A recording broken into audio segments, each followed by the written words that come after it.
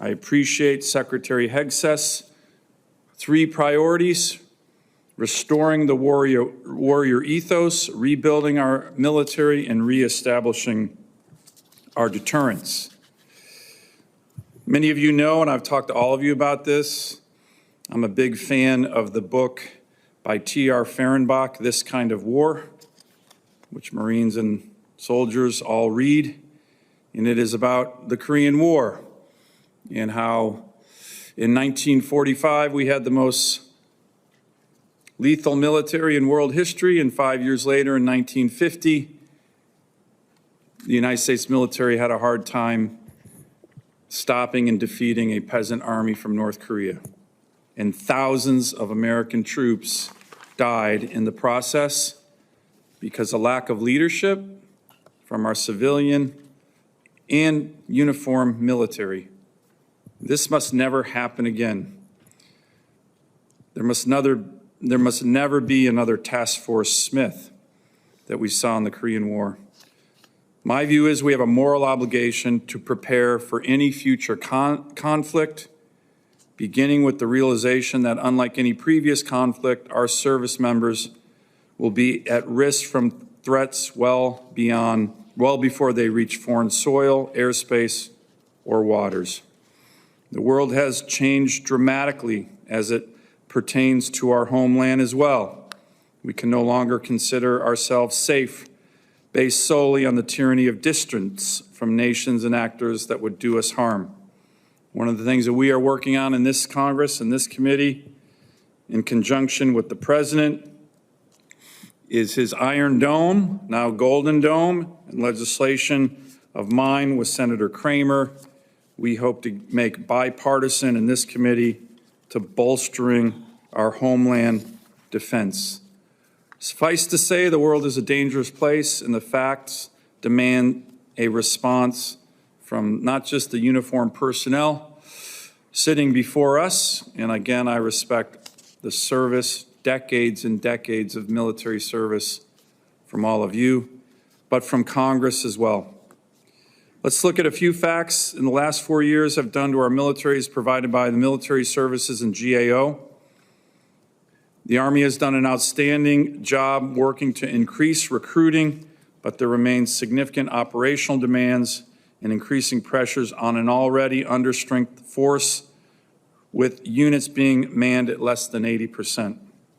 16 of the Navy's 32 amphibious warfare ships are in unsatisfactory condition, and the Air Force of today is very different from what we saw during the global war on terror.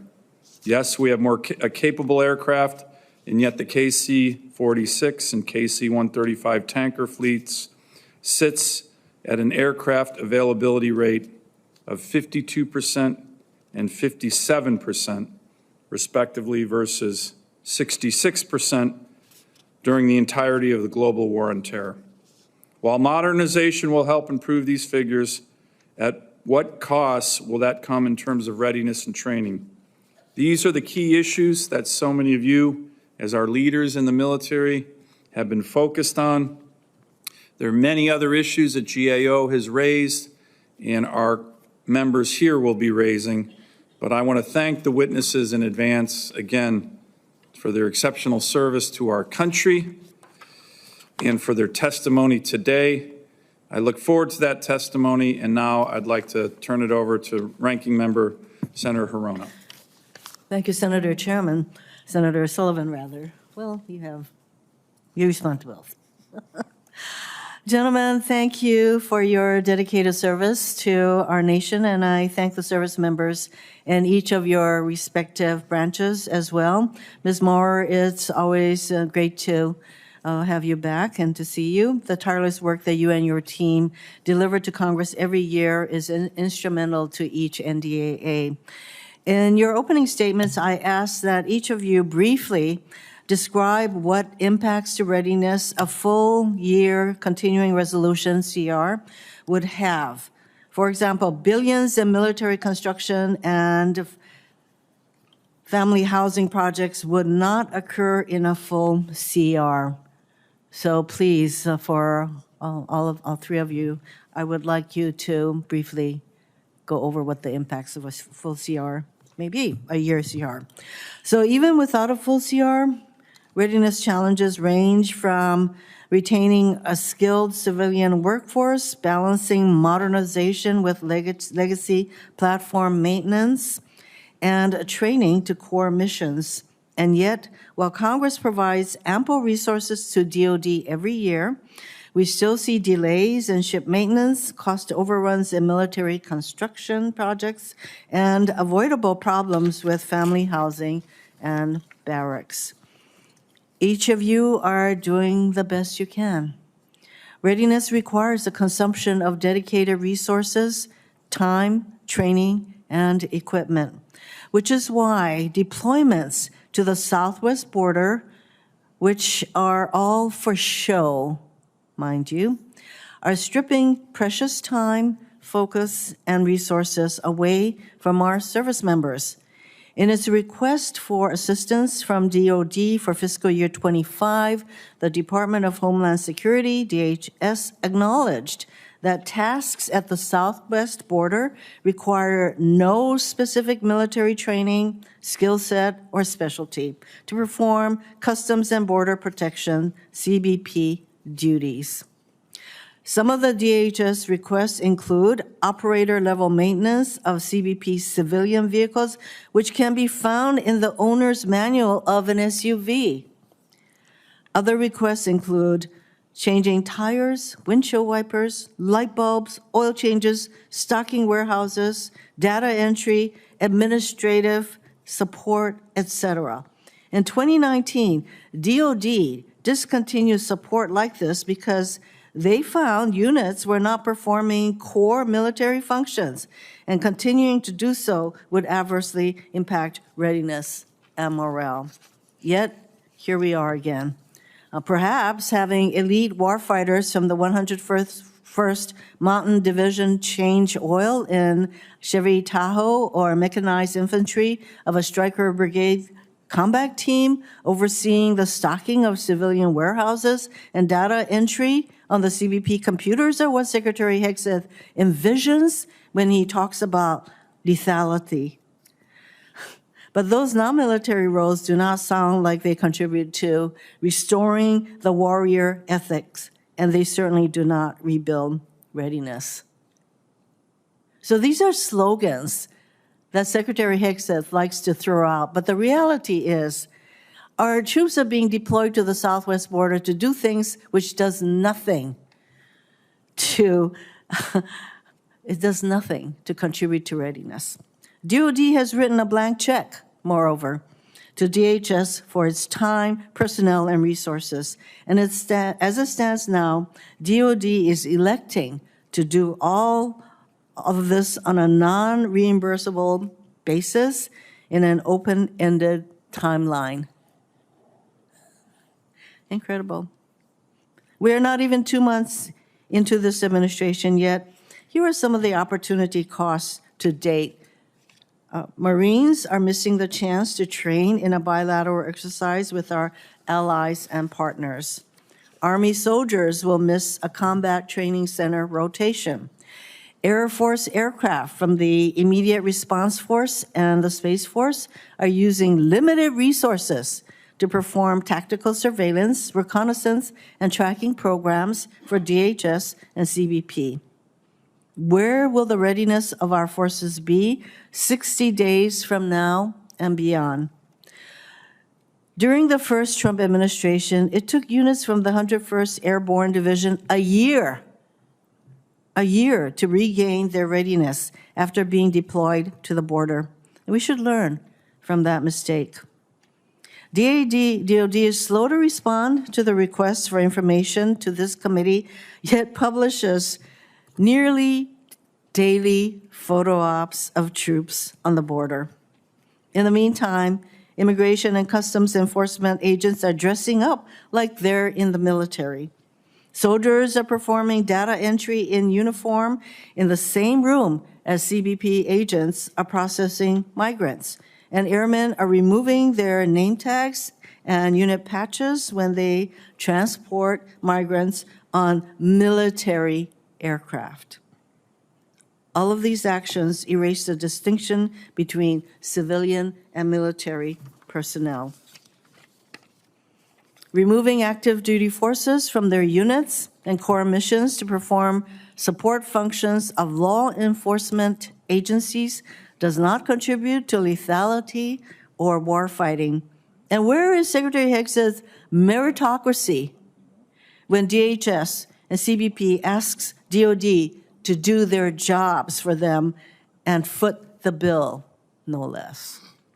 Not only does this administration prioritize these deployments, but claims with a straight face that ordering U.S. service members to cover the jobs of DHS civilians has no impact on military readiness and resources.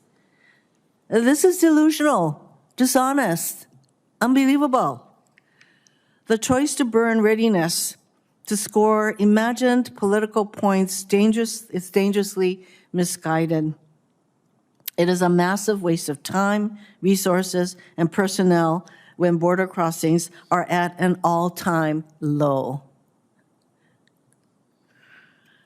In closing, again, I wanted to thank the Vice Chiefs and Ms. Morrow for their service, for being here, for your hard work, insights, and leadership.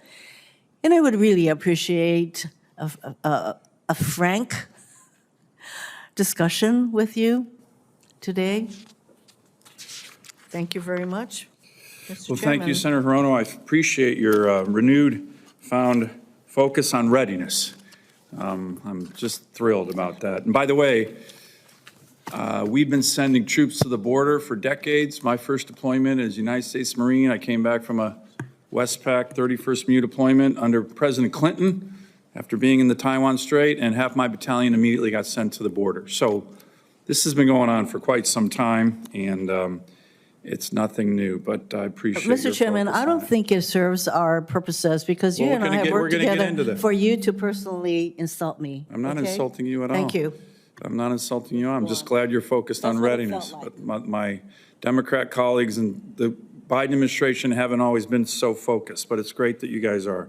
So with that, I would like to begin our testimony. And gentlemen, I'm going to have to step out for a minute, but I will be here for the whole hearing. So General Mingus, if you can begin, sir. Thank you very much. You'll have 5 minutes, and your extended written testimony can be submitted for the record. Thank you, General. Thank you. Chairman Sullivan, Ranking Member Hirono, and distinguished members of the subcommittee, thank you for the opportunity to address you today. The Army stands ready to defend our nation. Right now, over 109,000 soldiers are deployed or forward stationed across 140 countries, executing missions that deter, defend, and provide immediate response options. Still, our adversaries are moving faster than we are. That is why we are reorganizing our formations, refining how we fight, and modernizing faster than ever, pushing new capabilities into the force in months, not years. Under Transformation in Contact, or TIC, which I will talk about throughout, we are enhancing our tactical networks, rapidly fielding UAS, counter-UAS, electronic warfare systems, and increasing mobility across our formations. In the last 9 months, TIC delivered 11 new capabilities and technologies to warfighters across the 101st, the 25th, 10th Mountain, and 34th Infantry Divisions. In FY25 and 26, we'll expand this to TIC 2.0, and it'll encompass all units within the 101st, 25th, 82nd, 4th Infantry Division, and additionally, it will extend to include additional armored and Stryker brigade combat teams. We will also scale to integrate 3 multi-domain task forces and further integrate Army National Guard units. Central to the Army modernization are command and control, integrated air missile defense, and long-range precision fires. Next Generation Command and Control, or Next Gen C2, will provide resilient data sharing and real-time situational awareness, enabling warfighters to synchronize combat power across all domains. We are also improving our layered air defenses, expanding Patriot formations, increasing short-range air defense battalions, and adding directed energy systems capable of countering most or more sophisticated UAS threats. Additionally, The Army's long-range hypersonic weapon will soon be operational by the end of this year, adding unprecedented speed and range to our arsenal, both for us and the Navy. At the heart of those efforts is the health and effectiveness of our organic industrial base. We continue to execute our $18 billion, 15-year plan to modernize 23 depots, arsenals, and ammunition plants. Newly established facilities in Lake City, Missouri, and Mesquite, Texas, are expanding 6.8 millimeter and 155 munition productions, while for the first time in 40 years, TNT production is being reestablished in the United States to reduce reliance on foreign suppliers. However, weapons and equipment do not define readiness, soldiers do. And the Army is making targeted investments to ensure that they can focus on their mission, new barracks and construction, modernizing efforts, and replacing outdated housing. Dining facilities are being updated to provide more flexible, nutritious options, and the Holistic Health and Fitness Program, or H2F, embeds experts directly into our units to ensure peak human performance. Recruiting remains a priority. The Army exceeded its goal in FY24 with over 55,000 new soldiers, and we're targeting 61,000 this year, and we are currently 72.7% of that goal for this year. 44,358 as of this morning, which is 50% ahead of where we were this time last year. I'll end on budget. With no budget increases to offset inflation and reducing buying power, the continual growth in the cost of paying allowances is crowding out the Army's ability to modernize its force or maintain its infrastructure. The Army essentially has three levers to address top-line shortfalls: end strength, readiness, and modernization. Our end strength is approximately 25,000 personnel less than the improved structure, resulting in undermanned formations and overtaxed high-demand units, such as Patriot battalions. Additionally, the Army has had to slash its modernization budget by billions over the last few years. As a result, procurement is reduced to minimum sustainable rates, delaying fielding of new material to formations, and research and development has been cut, slowing technological advances. Ultimately, the Army can afford a large, ready, or modern force, but with the current budget, it cannot afford all three. Either we provide soldiers the capabilities needed to win, or we accept greater risks in other areas. But whatever risk we accept now, we will likely pay for it later, not in delayed projects or budget adjustments, but in real-world battlefield consequences. We need to invest in the things and training our soldiers need for the next fight, not the last fight. Thank you. Thank you, General. Admiral? Chairman Sullivan, Ranking Member Hirono, subcommittee members, thank you for the opportunity to testify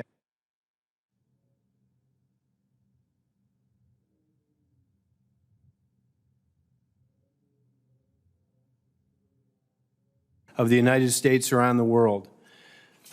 Your oversight and funding help us to be ready when the nation calls.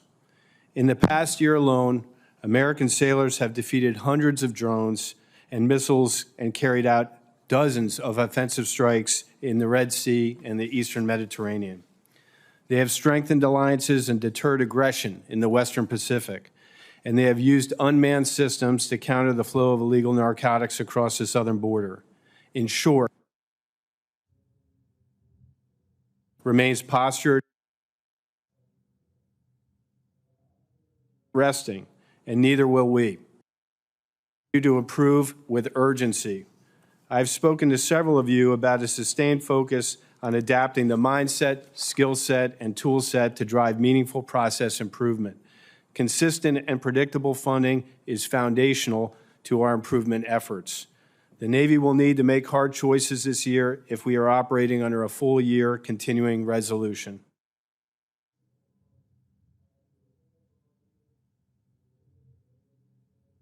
In this fiscal execute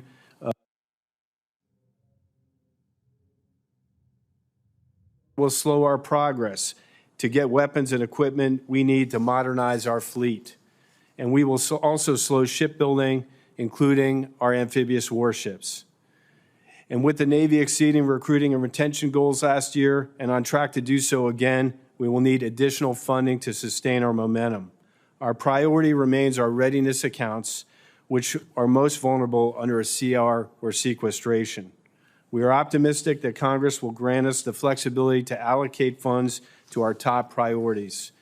Despite these challenges, Your Navy will maintain ready platforms, people, and infrastructure. We set a goal to make 80% of our ships, submarines, and aircraft combat surge ready by January 1st, 2027. To do that, we are reducing maintenance delays and improving manning, training, modernization, and sustainment. We are seeing progress in the last year. We increased our surface ship depot maintenance from 41% on-time completion to 68%. Unfortunately, this progress is not consistent across all platforms. I am not satisfied with amphibious ship maintenance. Our Navy and Marine Corps operate as a lethal integrated force, and we have work to do here. To improve, we are procuring spare parts earlier, refining, partnering, planning with industry partners, acquiring diesel engine repair kits, and building steam plant expertise. Our second goal is recruiting and retention. The Navy is committed to attracting and developing Americans who can innovate, solve hard problems, and dominate in combat. Thanks to process improvements, our targeted investments, we contracted over 40,000 sailors last year, the most since 2003, and we are currently on pace to exceed our recruiting goals in '25. We are committed to improving quality of service. We reduced the wait list for child development centers from 3,400 children in 2024 to 2,500 as of January 31st, 2025. We have reduced our pool of unaccompanied housing rooms rated as poor from 25% to 21%, and will continue to reduce this through focused investments. We are focusing on the investment of critical infrastructure in the Indo-Pacific, targeting it to where it has our most impact on our warfighters. The Shipyard Infrastructure Optimization Program is a once-in-a-century opportunity for us to improve effectiveness of our public yards. Through SIOP, we have completed over 40 projects and invested $1 billion in getting ship maintenance completed on time. The budget you are reviewing today includes an additional $6.3 billion for the next 40 projects. I am proud of the Navy's accomplishments in the past year. We still have work to do to ensure that we remain the world's most premier Navy for another 250 years. Your leadership and support are critical to Navy readiness. On behalf of our sailors, civilians, and families around the world, thank you. I look forward to your questions. Thank you, Admiral. General. Good morning, Chairman Sullivan, Ranking Member Hirono, Senator Kane. Thanks for the opportunity to appear this morning. I'm honored to represent the Marine Corps and discuss our current warfighting readiness. Since my testimony last year, your Marine Corps has continued to progress and refine our force design implementation through a campaign of learning. We're modernizing our force to meet the challenges of the modern battlefield. As directed by our Commandant, we've balanced that modernization with our ability to respond to crises. This balance ensures that over 32,000 Marines, forward postured and deployed, are trained and ready to support the combatant commander's competition campaign, deter global threats, and when necessary, fight our nation's battles. Whether acting as the forward eyes and ears in the Southwest Islands, or expanding maritime domain awareness in a unified High North and across the Baltic Sea, we're supporting defense support of civil authorities by constructing obstacles and intel analysis on the southern border. Your Marines are ready to operate in any climate and place, as our song says. There remain external challenges, though, to our warfighting readiness. The most acute readiness detractors are the lack of amphibious ship availability, which has been brought up already by my shipmate, and the absence of organic littoral mobility to marry up with our MLR capabilities. The gap in these capabilities creates significant risk and degrade force readiness across the competition spectrum toward conflict. Yet despite these challenges, your Marine Corps remains ready. Our personnel, our maintenance, supply and training readiness remain high, just as all of you would expect. In both recruiting and retention, the Marine Corps made mission and exceeded expectations in fiscal year 2024. And you heard it here first.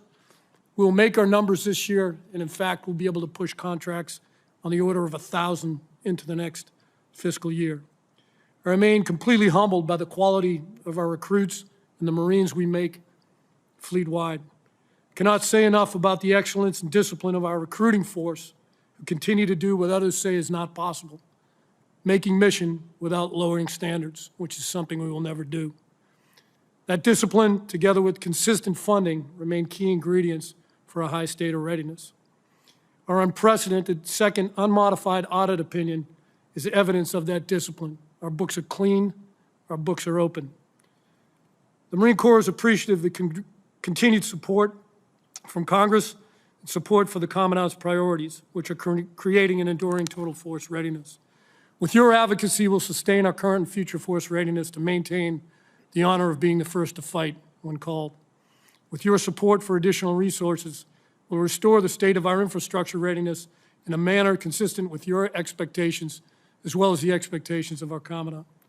Thank you for the opportunity to speak, and I look forward to your questions. Semper Fidelis. Thank you, General. I call on General Gutlein. Please proceed.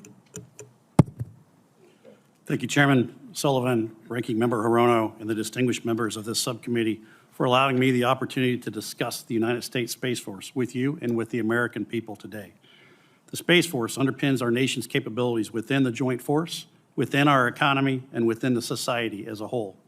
In our first 5 years of existence, we validated the importance of the Space Force as a service and made remarkable progress in building an agile, mission-focused organization that grasps the magnitude of the space threat. We delivered critical capabilities, developed doctrine, and took significant steps to integrate space power into joint operations. We are now comprised of approximately 15,000 Guardians, including officers, enlisted, and civilian personnel, and we are integrated into other DoD components, the intelligence community, our allies, and commercial partners, maintaining maximum readiness and securing our advantages in space. Our military is faster, better connected, more informed, precise, and lethal based on our ability to harness space. The world's use of space is growing at an accelerating rate, demonstrated by a significant growth in space launches and an increase in active spacecraft in orbit. As access to and the use of space grows, the strategic landscape in space is becoming increasingly complex and perilous. What were once theoretical threats are now daily occurrences. I have observed our adversaries' actions, and they are employing new capabilities to counter our advantages. Our competitors are jamming GPS signals, spoofing and disrupting satellite communications, and developing advanced anti-satellite weapons. Unfortunately, this behavior has become the norm rather than the exception, creating an increasingly hostile environment and putting at risk our continued freedom in the space domain. To meet these challenges, the Space Force is accelerating our transformation as a warfighting service through our theory of success called competitive endurance. Competitive endurance is the bedrock of our ability to deter and, if necessary, defeat our adversaries. It deters them from extending conflict into the space domain and enables the joint force to achieve space superiority while preserving the long-term safety, security, and sustainability of space. This approach ensures we avoid operational surprise, deny first-mover advantage, and engage in responsible counter-space campaigning, all of which result in deterring aggression and, if necessary, decisively defeating challenges to our way of life. An essential requirement of supporting competitive endurance is Guardian development. We are focused on purpose-built training to meet the unique needs of the Space Force. Our Guardians are dedicated warfighters who understand the gravity of the threats that we face. We must ensure that they have the necessary training, resources, and unwavering commitment to continue to face these threats head-on. Also essential is our continued integration as a critical component of the joint force in fostering enduring partnerships with the commercial sector and our allies around the world, which will allow us to overcome resource constraints and build a resilient hybrid space architecture, forging the Space Force we need. At only 3% of the DoD budget, the Space Force offers an immense value proposition for the joint force and for our nation. However, it is woefully under-resourced to meet the nation's demand for space capabilities. We must increase investment to deter the threat and, if necessary, decisively defeat challenges to U.S. space superiority. The strategic choices we make today will determine whether space remains a domain for peace and progress or becomes a contested battleground for future conflict.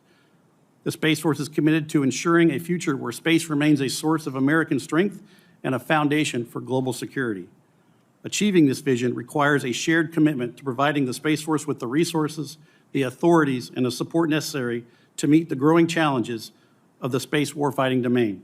On behalf of all guardians and their families, thank you for your support and commitment to ensuring the United States Space Force remains a cornerstone of the Joint Force and protecting the American way of life. I look forward to working with all of you, and I look forward to taking your questions. Thank you. Thank you, General. Lieutenant General Spain. Chairman Sullivan, Ranking Member Hirono, and members of the subcommittee, thank you for the opportunity this hearing provides to talk about the elements of readiness for the Air Force. The four primary pillars being parts and supply, people, flying and training, and current infrastructure. To these, I would add elements for future readiness, rebuilding acquisitions, long-term sustainment, and recruiting and retention at a relevant pace and scale, all in a way that reflects our shared purpose. Senators, I can confidently state that your United States Air Force stands ready and able to defend America's homeland, ensure a robust nuclear deterrent via our two legs of the triad, and project power around the world to deter and win as the nation requires. It is our solemn duty, and your airmen are ready. It is also a fact that today's airmen will do so with the oldest airplanes, the smallest force, and with fewer monthly flying hours than at any point in our history. Airmen have and always will get the job done, but today they do so at elevated risk. Meanwhile, China's military forces are expanding and modernizing. Their nuclear modernization, long-range missile proliferation, and recent test flights of two sixth-gen aircraft is simply further evidence of the elevated threat in this strategic environment. Conflict is certainly not desirable, nor is it inevitable. It is our responsibility to be prepared should diplomacy or deterrence fail. Often, we have focused on the individual elements of readiness and not how they must be synchronized to create a warfighting capability over time. Even in this hearing, we will likely talk about individual programs and individual projects, all of which are very important. But the previous strategic environment, mostly permissive and without a significant challenger, allowed us the luxury of segmented attention, priority, and risk. Today's strategic environment does not. Today's readiness requires a synchronized approach. The right parts and the right maintainers and the right support infrastructure and the right qualified aircrew and all in the right balance, and not or. Many of our past decisions were appropriate given the previous strategic environment, but no longer. So we've taken deliberate steps to see this for what it is and do something about it. We've specifically prioritized parts and supply in the flying hour program. We've also reconnected our manpower and infrastructure priorities directly to our core readiness outcomes in both our processes and our data. It's our intent to maintain focus and priority on these pillars, to strengthen our readiness and improve our lethality, and we're moving out. I'm grateful for this committee and the broader Congress's support and look forward to working with you to deliberately improve our current and future readiness posture and undeniably retain our position as the world's greatest Air Force. With respect to the CR, without anomalies, the CR clearly has impact on our readiness, up to the tune of about $4 billion. Anomalies, without anomalies, and with the Fiscal Responsibility Act kicking in, it's closer to $14 billion, which we cannot afford. However, we expect and look forward to the final version of this CR, if it were to pass, with flexibility and agility and anomalies to spend as required to retain readiness to the maximum possible level. Thank you and look forward to your questions. Thank you, General, for your very frank testimony. I very much appreciate that. Finally, Ms. Maurer from GAO, thank you for your great work on many issues.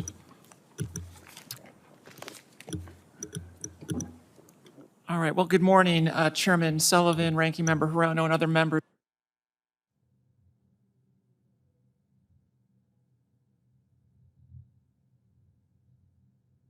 Here today to discuss GAO's recommendations to help the military address long-standing readiness challenges that span several administrations. I'd like to, in particular, to highlight three cross-cutting challenges that we continue to find across the services. First, DoD faces growing gaps between mission and resources. In many areas, the services assume risk because of imbalances between what they've been tasked to do and the people, parts, and facilities they have. Pentagon needs to focus more on sustainment. Buying new systems is just the beginning.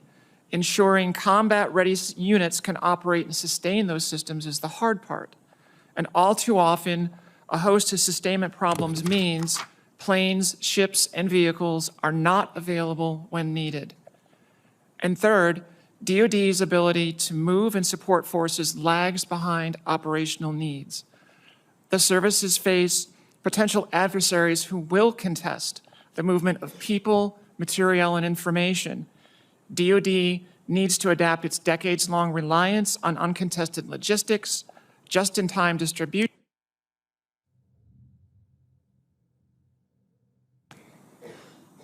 My written statement summarizes reports with over 100 recommendations to help address these challenges. So, for example, the Navy needs an industrial-based strategy to help get better results from the private companies that repair and build ships.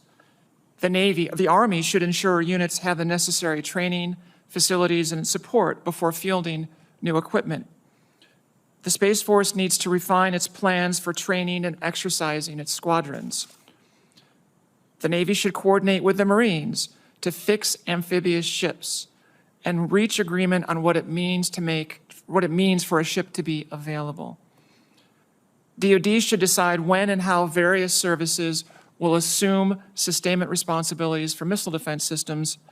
And for the F-35 program, DoD needs to reassess the balance of sustainment responsibilities between contractors and services and ensure maintainers have access to the technical data they need to meet operational mission needs.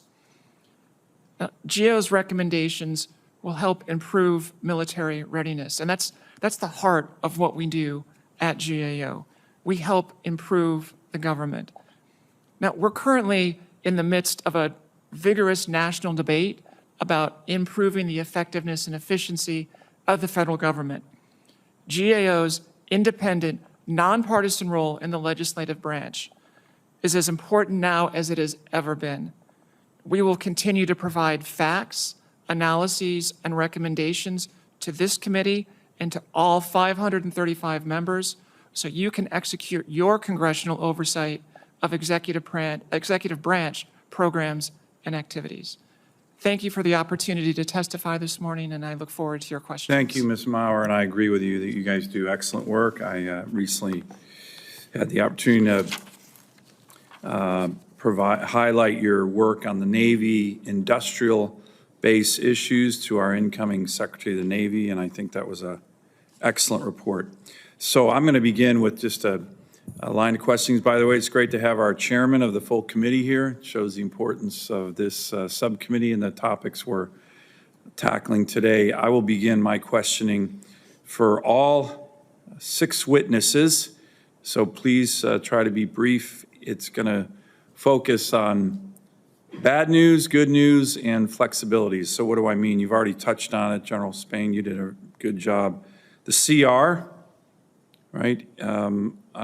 I think from a readiness standpoint, none of us think this is helpful. What would be worse, in my view, is a government shutdown.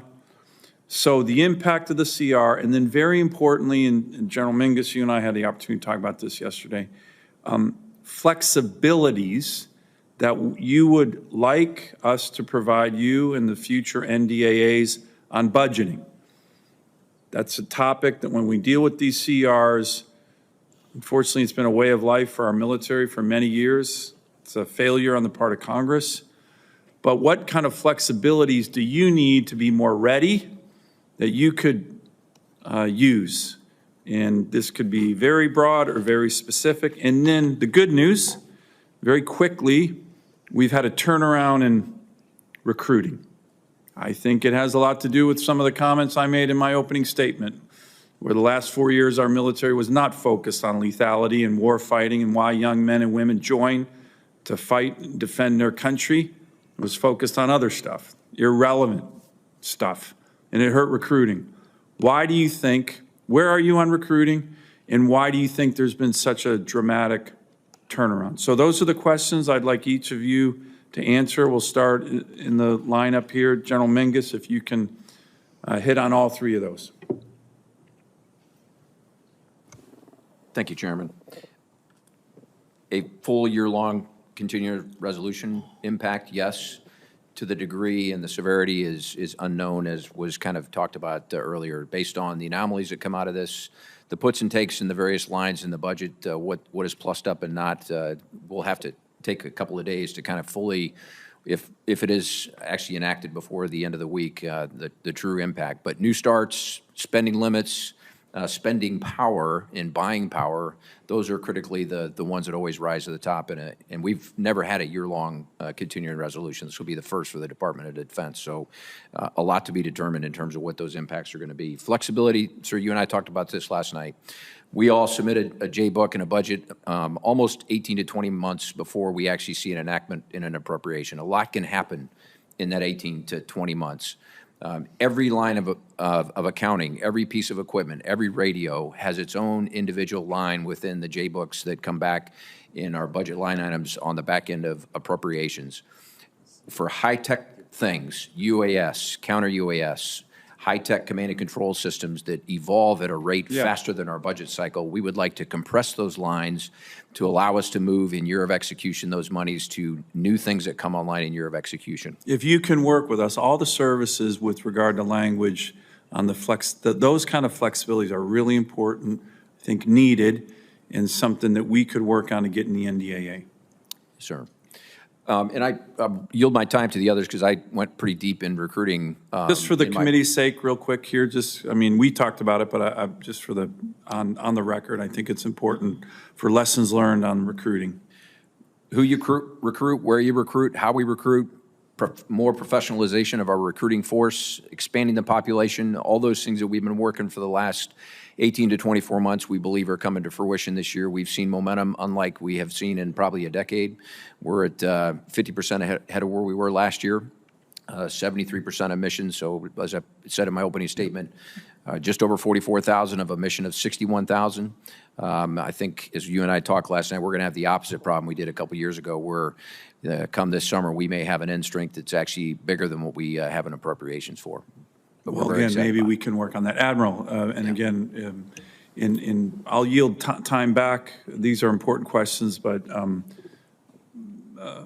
we'll get through all of them. Go ahead, Admiral. Sure. Hey, two bit buckets. One, the CR. Yep. Major impact on us. We've gotten used to partial CRs. As General Mingus says, this is our first full year CR.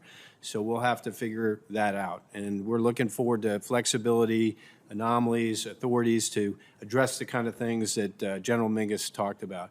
Let me just use one specific example.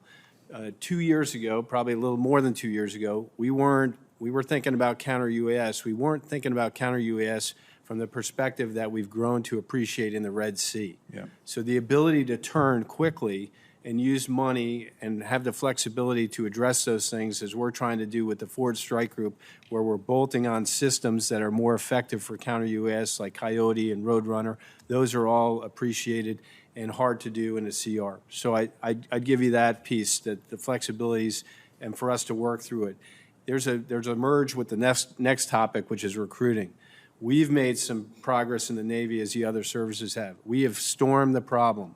We understand, and you and I went over, and Ranking Member Hirono and I discussed what we did in the Navy to break down the problem and understand what it takes to make a productive recruiter. So I think there's renewed focus and clarity on that. We've done the things General Mingus has described, where we've spread to zip codes to get every available person into the Navy, and we're ahead of goal. Right now, our projection was 12,000 contracted. We've contracted 14,000. We were supposed to have 12.2 thousand shipped. We've shipped 12.7 thousand. So we're ahead of goal. I'm very concerned about the CR and the impact on that machine and slowing it down. So for us, we want to maintain course and speed, accelerate, and bring in all the people we need to close down our gaps at sea. CR makes that a little more challenging. Great. I'm going to yield back to Senator Hirono. I'll get through this line of questioning. I do want to do a recognition, Admiral, to the sailors and Marines who have been deploying all over the world, and in the Red Sea in particular, remarkable performance in terms of shooting down all the incoming missiles and drones at your ships. My understanding, it's the most combat that the Navy's undertaken in terms of serious missile threats to our ships since World War II, and you've done it incredibly well. So to all the sailors and Marines on those deployed ships for the great job they've done, thank you from the entire United States Senate. Senator Hirono. Thank you, Mr. Chairman. I get that a full-year CR is going to present some very unique challenges for all of our services, including our Space Force. So we will do what we can to help you all. Admiral Kilby, I recognize the need to build a larger fleet. However, I have significant concerns about the Navy's basically dismal track record of maintaining ships and submarines in the current fleet. We consistently see delays, increased costs, ships without adequate crew, a lack of spare parts, and other issues. General Mahoney, it seems clear that maintaining amphibious ships is not a top Navy priority, and I do understand Ms. Morrow said that the Navy and the Marines need to come to an agreement on how these amphibious ships will be maintained. But how do delays in the Marine Corps' amphibious ship maintenance impact your ability to train and deploy Marines, and how would you be better supported by, and how could you be better supported by the Navy? Senator, thank you for the question. We are very concerned with the condition of the amphibious fleet and the availability of the amphibious fleet. Out of this morning, I check it every morning, there were 13 of 32 amphibious ships available.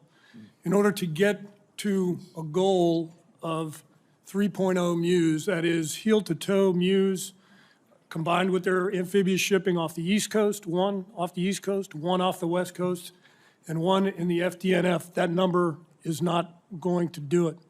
I look at it in short, medium, and kind of longer term, perhaps, solution sets, and we're working closely with the Navy. Of course, we have to get to terms of reference. We can't classify a ship that hasn't sailed in 10 years and probably never will sail as an available ship of any class, much less an amphib.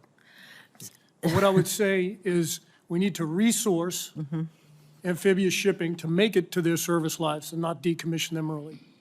Secondly, we have to get ahead of the maintenance curve. That means years ahead of port loading, of availability sequences, getting the avails in on time, making sure that we have the parts and the maintenance crews to maintain them and get them out of the avails on time. More toward the midterm, we need to make every ship count with service life extensions and midlife upgrades. Lastly, Thank you. I'm sorry to interrupt, but I think that your needs are being clearly articulated. And as Ms. Morrow suggested, we need to have, it sounds like a good suggestion to me, that the Navy and the Marine Corps need to get to an agreement on what we're going to do with the maintenance of these amphibious ships. To have only 13 out of 32 available is what we say unacceptable. So as we sit here, can we have a commitment from the Navy that you are going to get into an agreement on this issue with the Marine Corps? Ranking Member Hirono, you have my commitment to that. We do brief off the same data, which is an improvement in the Navy and the Marine Corps. We have the same database, so we look at the things similarly from big deck amphibs to LPDs to LSDs. So to me, that's a start. But we have to do better. Thank you. I agree. You need to do better. Let me move on to General Mingus. Several of the critical training areas the Army uses in Hawaii, the main one being Pohakaloa on the Big Island, and the leases are set to expire in 2029, and these are vital. These leases are vital to ensure military forces can adequately train in the Pacific. And when we talk about the importance of the Indo-Pacific area, we obviously need our people to be trained. And so I would like to ask you, will you commit to continue engaging in good faith with state officials, because that's who you're negotiating these important leases with, and the community to ensure land retention is renegotiated in a way, lease negotiation is done in a way that is fair to the state, the people of Hawaii, and the military? General Mingus? Absolutely, ma'am. We are committed to that. Since 2017, we've been working this, As you are well aware, over 500 town halls, meetings, various engagements that are out there. 2029 seems like a long ways away, but it'll be here tomorrow. I know that it's not. And so we will continue to, and are committed to working this with you. And to the extent that a land swap may be in the offing, I do believe that we need to provide the Secretary of the Army with the authority for that. Is that correct? Yes, ma'am. Mr. Chairman, like you, I have a number of other questions. Could I just go over 1 minute? Sure. Thanks. Thank you. So, General Mingus, last year we spoke at this hearing about the Army's crumbling infrastructure in the Indo-Pacific region. In Hawaii, 50% of Army facilities are currently classified as failing or failed, and the cost to repair or replace them is over $5 billion. However, the Army and other services are not using non-DoD funded contracting mechanisms like energy savings performance contracts to upgrade its infrastructure and lock in lower utility bills. What is the Army's plan to repair or replace infrastructure in Hawaii and the Indo-Pacific? Ma'am, as we talked last year, there were significant investments in 23, 24. We're committed to that for 25 and beyond. We know that the water and some of the critical infrastructure underneath a lot of these locations are failing. We actually think it's maybe in excess of $5 billion. We've committed over $1 billion for this next year, so we absolutely want to work with you on those infrastructure, to include the leadership that goes with this as well. Kwajalein is an example where that was largely paid for with RDT&E dollars. We've actually put a garrison commander there to make sure that the leadership, in addition to the resources, is there to fix these problems. I think the energy projects, for example, are important because the Army is the biggest user of the military, DoD, Army in particular, is the biggest user of energy, and whatever sums you can save on energy costs as well can go to other needed necessary projects. So would you commit to clear the logjam on installation of energy projects funded through non-DoD contract mechanisms? Absolutely take a look at that, ma'am. Yes. Yes. Thank you. Thank you, Senator Thank you. Hirono. Chairman Wicker. Boy, Chairman, I surely am glad you gave Senator Hirono a few extra moments. You offered me an opening statement, and so I may take those few extra moments. You are the chairman of the committee. You can do whatever you want. Thank you. But I also want to congratulate Chairman Sullivan and Senator Hirono for their leadership in calling this hearing. It's a terrific panel, and it's been great so far. Let me say this about the CR. We repeatedly say, House and Senate, Republican and Democrat, that we never need to do this again, and for some reason, something comes up, some group is unwilling to compromise and look at the long picture, and we find ourselves in this position. I will say this about the fact that this is the first year-long CR for the Department of Defense.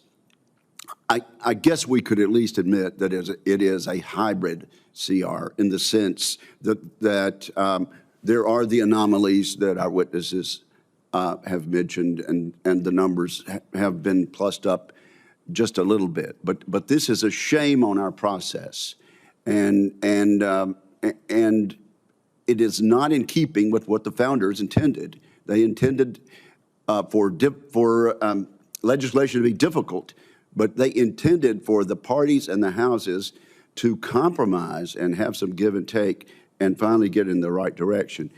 In my view, Mr. Chairman and Ms. Ranking Member, the real flaw in the CR that we'll be voting on later this week is that it doesn't provide enough money, regardless of the anomalies and the tiny plus-ups here and there. Regardless of that, it does not provide adequate support for the military and for the challenges we have from four adversary nations, pacing challenges plus Russia, plus North Korea, plus Iran, that like never before have worked together to bring us ill. And it is contrary, Mr. Chairman and Madam Ranking Member, to the voice of the Senate in the National Defense Authorization Act, which plussed up national defense out of the Armed Services Committee and from a bipartisan vote on the floor, about $25 billion. We couldn't get that done in conference, and so we are where we are on the authorization. But were it not for the prospect of a reconciliation bill that adds $150 billion for vital national security purposes, I could not vote for the continuing resolution as it is. Unless something changes, I'll have to swallow my words again this year and go ahead and pass it, because the alternative is so unpalatable and so dangerous. But I will say this: based on what we see, and based on what is in this continuing resolution, $150 billion in the reconciliation bill may not be enough. And I'm hearing some comforting words, Mr. Chairman, from the administration that they realize that too. And I realize they're the budget hawks in this city, and they're the defense hawks in this city, and we all want fiscal responsibility. But I'm telling you, $150 billion in the reconciliation bill may not be enough based on the way we have treated defense over the past few years and based on what we're about to do this week. So thank you all for doing what you can with the authorities and anomalies and little plus-ups that we give you. In the time I have to ask questions, let's talk about the ability, and I'll direct this to you, General Mingus, the ability of our reserve component to be ready for potential conflicts with near-peer adversaries. If a conflict began today, General, is the Army Reserve component manned, trained, and equipped appropriately to be successful? I would say it would depend on the type of organization within the Guard and the Reserve, sir. We meet our directed readiness tables requirements in terms of the active component, the Guard and the Reserve, in terms of what are required inside those immediate forces that are needed inside of 10 days, 30 days, and 45 days. Once you get beyond that, then it is not as pretty as you would see. This last year, we did have to bring down in the op-tempo accounts for the Guard and Reserve. We typically like to keep them at 85% of their training requirements. We had to bring that down a little bit this year because of the top line that we were at. So there is concern. Now, as a result of that, the Secretary and the Chief and all of us are taking a look at what is the right balance between the active Guard and Reserve, and what mission sets should be in those. And there's an active look at all of that. Well, don't you wish you didn't have to begin your answer with "it depends"? I wish you didn't have to begin your answer with "depends." With "it depends." You talked about the balance. How about the balance between the types of reserve units? And that's what I mean, sir. So, for example, our petroleum capacity is almost all in the reserve component. We know that we're going to need some of that capability early on in a fight, and so do we need to move some of that from our reserve component into the active component? So that's some of the analysis that we're looking at. Okay, let's go to Admiral Kilby. It seems that we're picking on that end of the table so far today. Admiral Kilby, the Navy spends billions of dollars each year to operate and maintain its combat surface ships. Those surface ships are vital to combat, deterrence, defense of the homeland. Yet year after year, we hear about significant challenges to the readiness of our Navy's surface fleet. How's the Navy changing and modernizing in this regard, and also in the way they attack ship maintenance to get problems under control? Two general areas here, sir. Thanks for that question. One was addressed by General Mahoney. One, locking down that planning in advance of that availability is key. That requires the funding, and the contract closed about 4 months before we start the availability, which allows the contractor to order those long lead parts and develop those teams, in particular for amphibs, steam maintainers, and diesel maintainers, which are a shrinking pool in our nation. So lock down that project ahead of time and understand the condition of the ship, which means you have to do inspections and really understand vice opening things and inspecting them during the avail. So that's the first part about that. The second part is this piece I mentioned in my opening statement, which you didn't hear, but getting to 80% of combat surge ready ships, aircraft, and submarines. We've had some success in the Navy doing that with our fighter fleet and are spreading it to all our aircraft. We want to do the same thing with our ships, same thing with our submarines. That's a bigger challenge because of the complexity of it, but that's the goal we're after. That requires some focus and some effort to do that, but it also requires looking at processes which may not be helpful now and changing those processes, and that's what we did with aviation. Sir. Okay, and then let me just ask General Mingus and Admiral Kilby, on the recruiting, is part of making this more successful long-term a better career path for the people we place in these positions, General?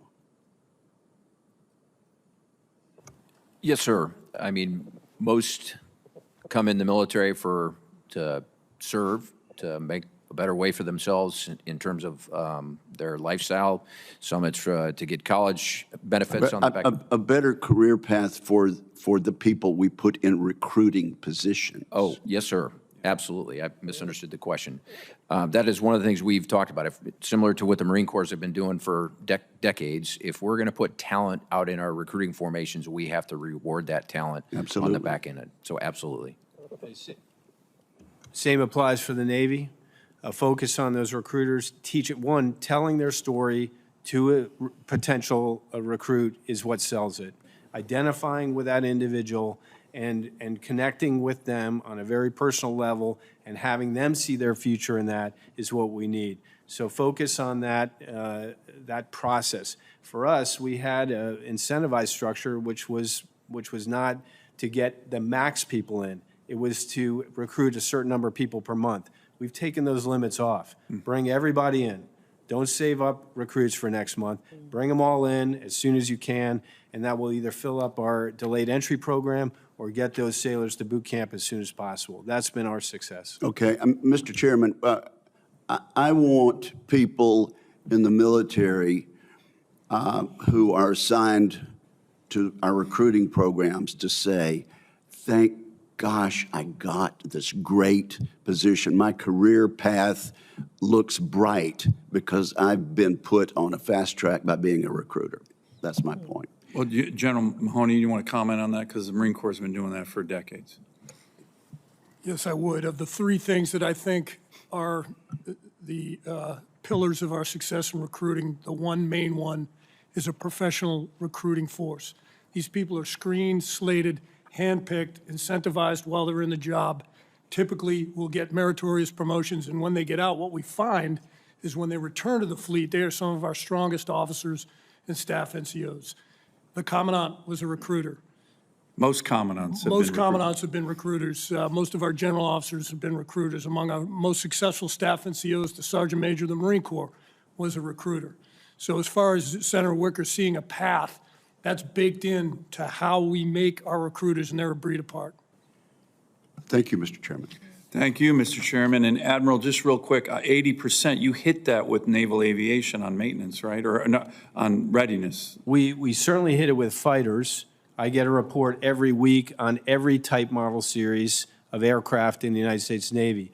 We're not hitting it in CMV-22s. That's another story. We got it, but that's our goal, is to get there. Across the board for every type model series, it requires a different level of attention and daily and visual management by the Air Forces in the Navy to make that happen. We want to apply that same level of focus to our surface ships and our submarines. Great, good. Senator King. Thank you, Mr. Chair. And like others, I'm just going to talk about the CR first. You know, I came on this committee in January of 2013, and every year, you all and your predecessors sit before us and tell us that a CR is a bad thing, and we don't listen to you. You know, I mean, at some point, you got to measure by the action, not by the words that we say. We've allowed a CR to be normal from October 1 to the end of the calendar year. That's just kind of the norm. but we've often gone beyond that into the next calendar year. And we stand on the threshold of the first time where we've just gone a CR for the entire year. And I agree with what the chairman said earlier, the chairman of the subcommittee, that a CR is better than a shutdown. I do agree with that, but why do we have to accept, half-assed over catastrophic? I mean, the House voted on a CR yesterday, and they left town. They're out. They adjourned.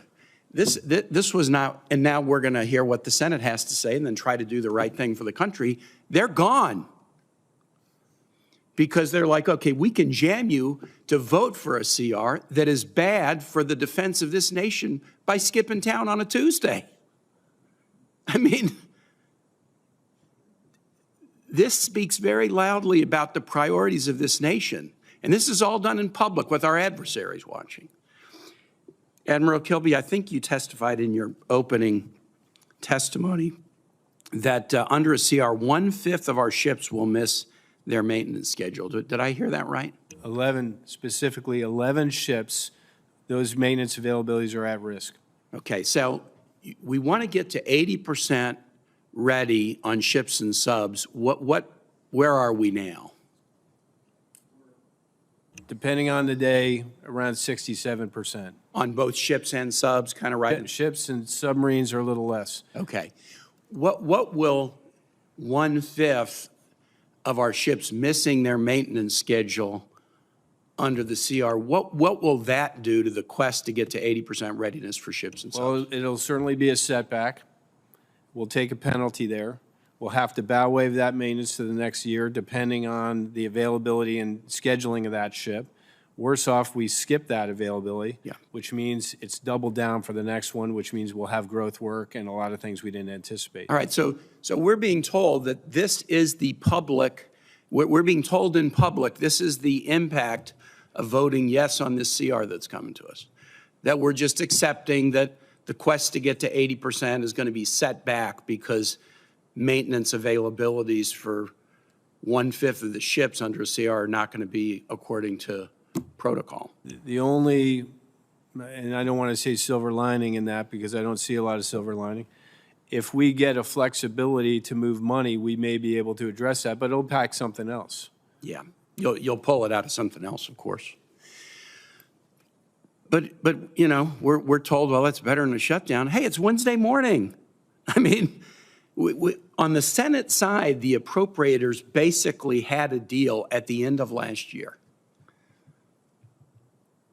And that deal is still basically on the table. My hope is that there will at least be a vote in the Senate to do a short-term CR and then actually get an omnibus for the rest of the year. I mean, an omnibus is kind of a funny thing, a word to apply to a budget for less than half of the year, but it would be far preferable to a CR because you'd have new starts, you'd have other authorities within an omnibus that you're not going to get in a CR. And we ought to be able to do that.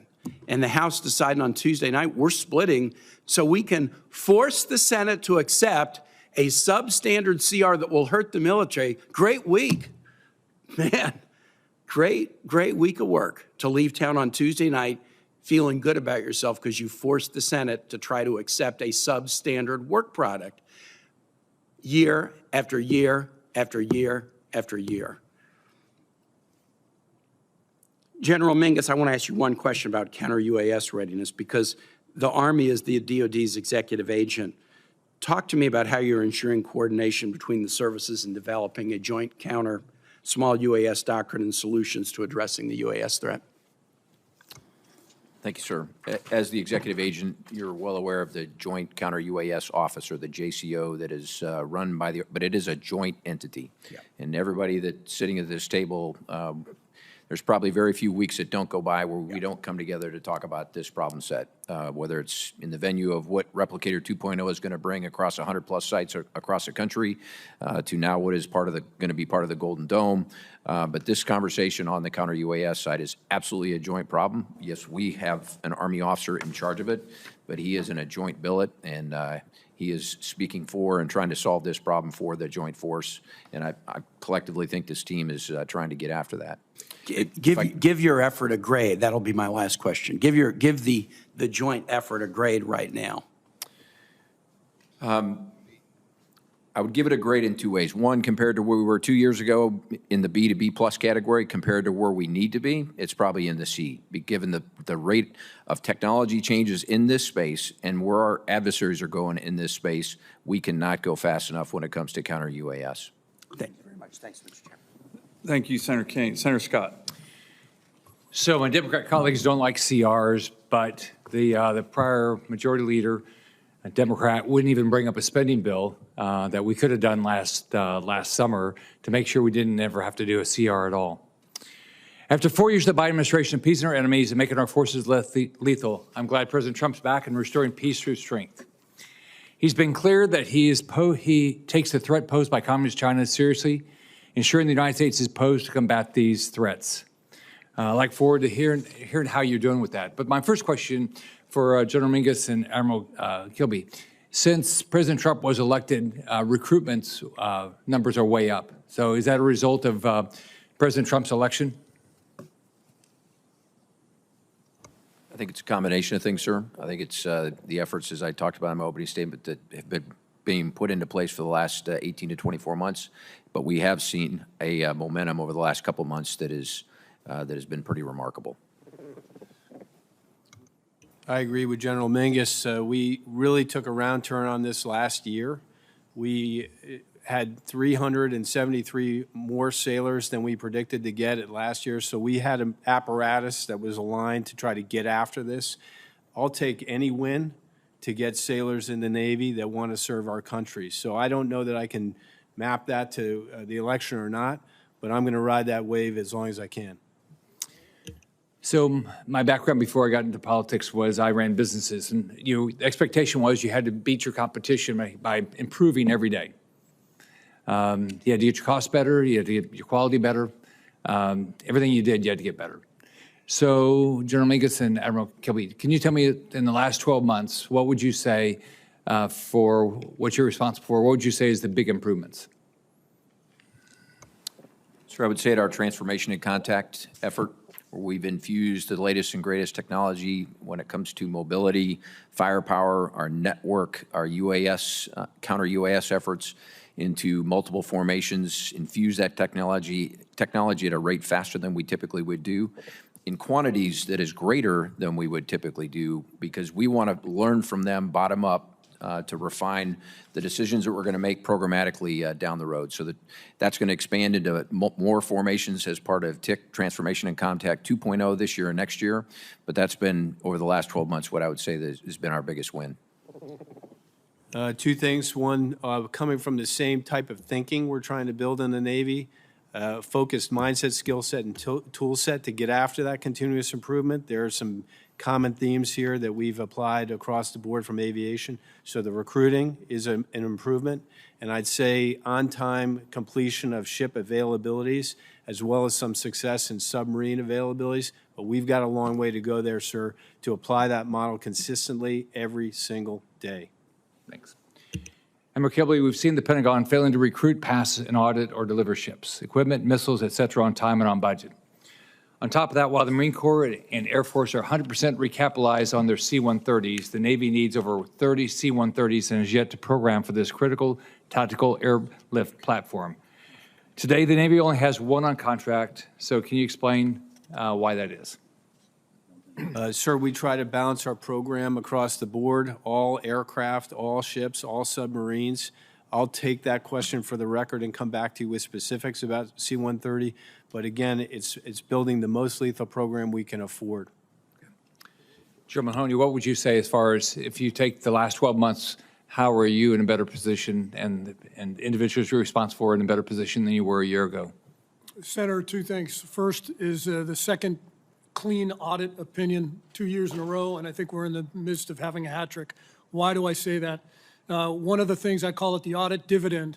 We know exactly what we own, exactly where it is, exactly who takes care of it, and what it is worth. In that audit, we can tell the condition of those pieces of equipment. So we have an increased visibility into the operational readiness as a result of the audit. The second thing is our 3rd Marine Littoral Regiment has just undergone a CERTEX.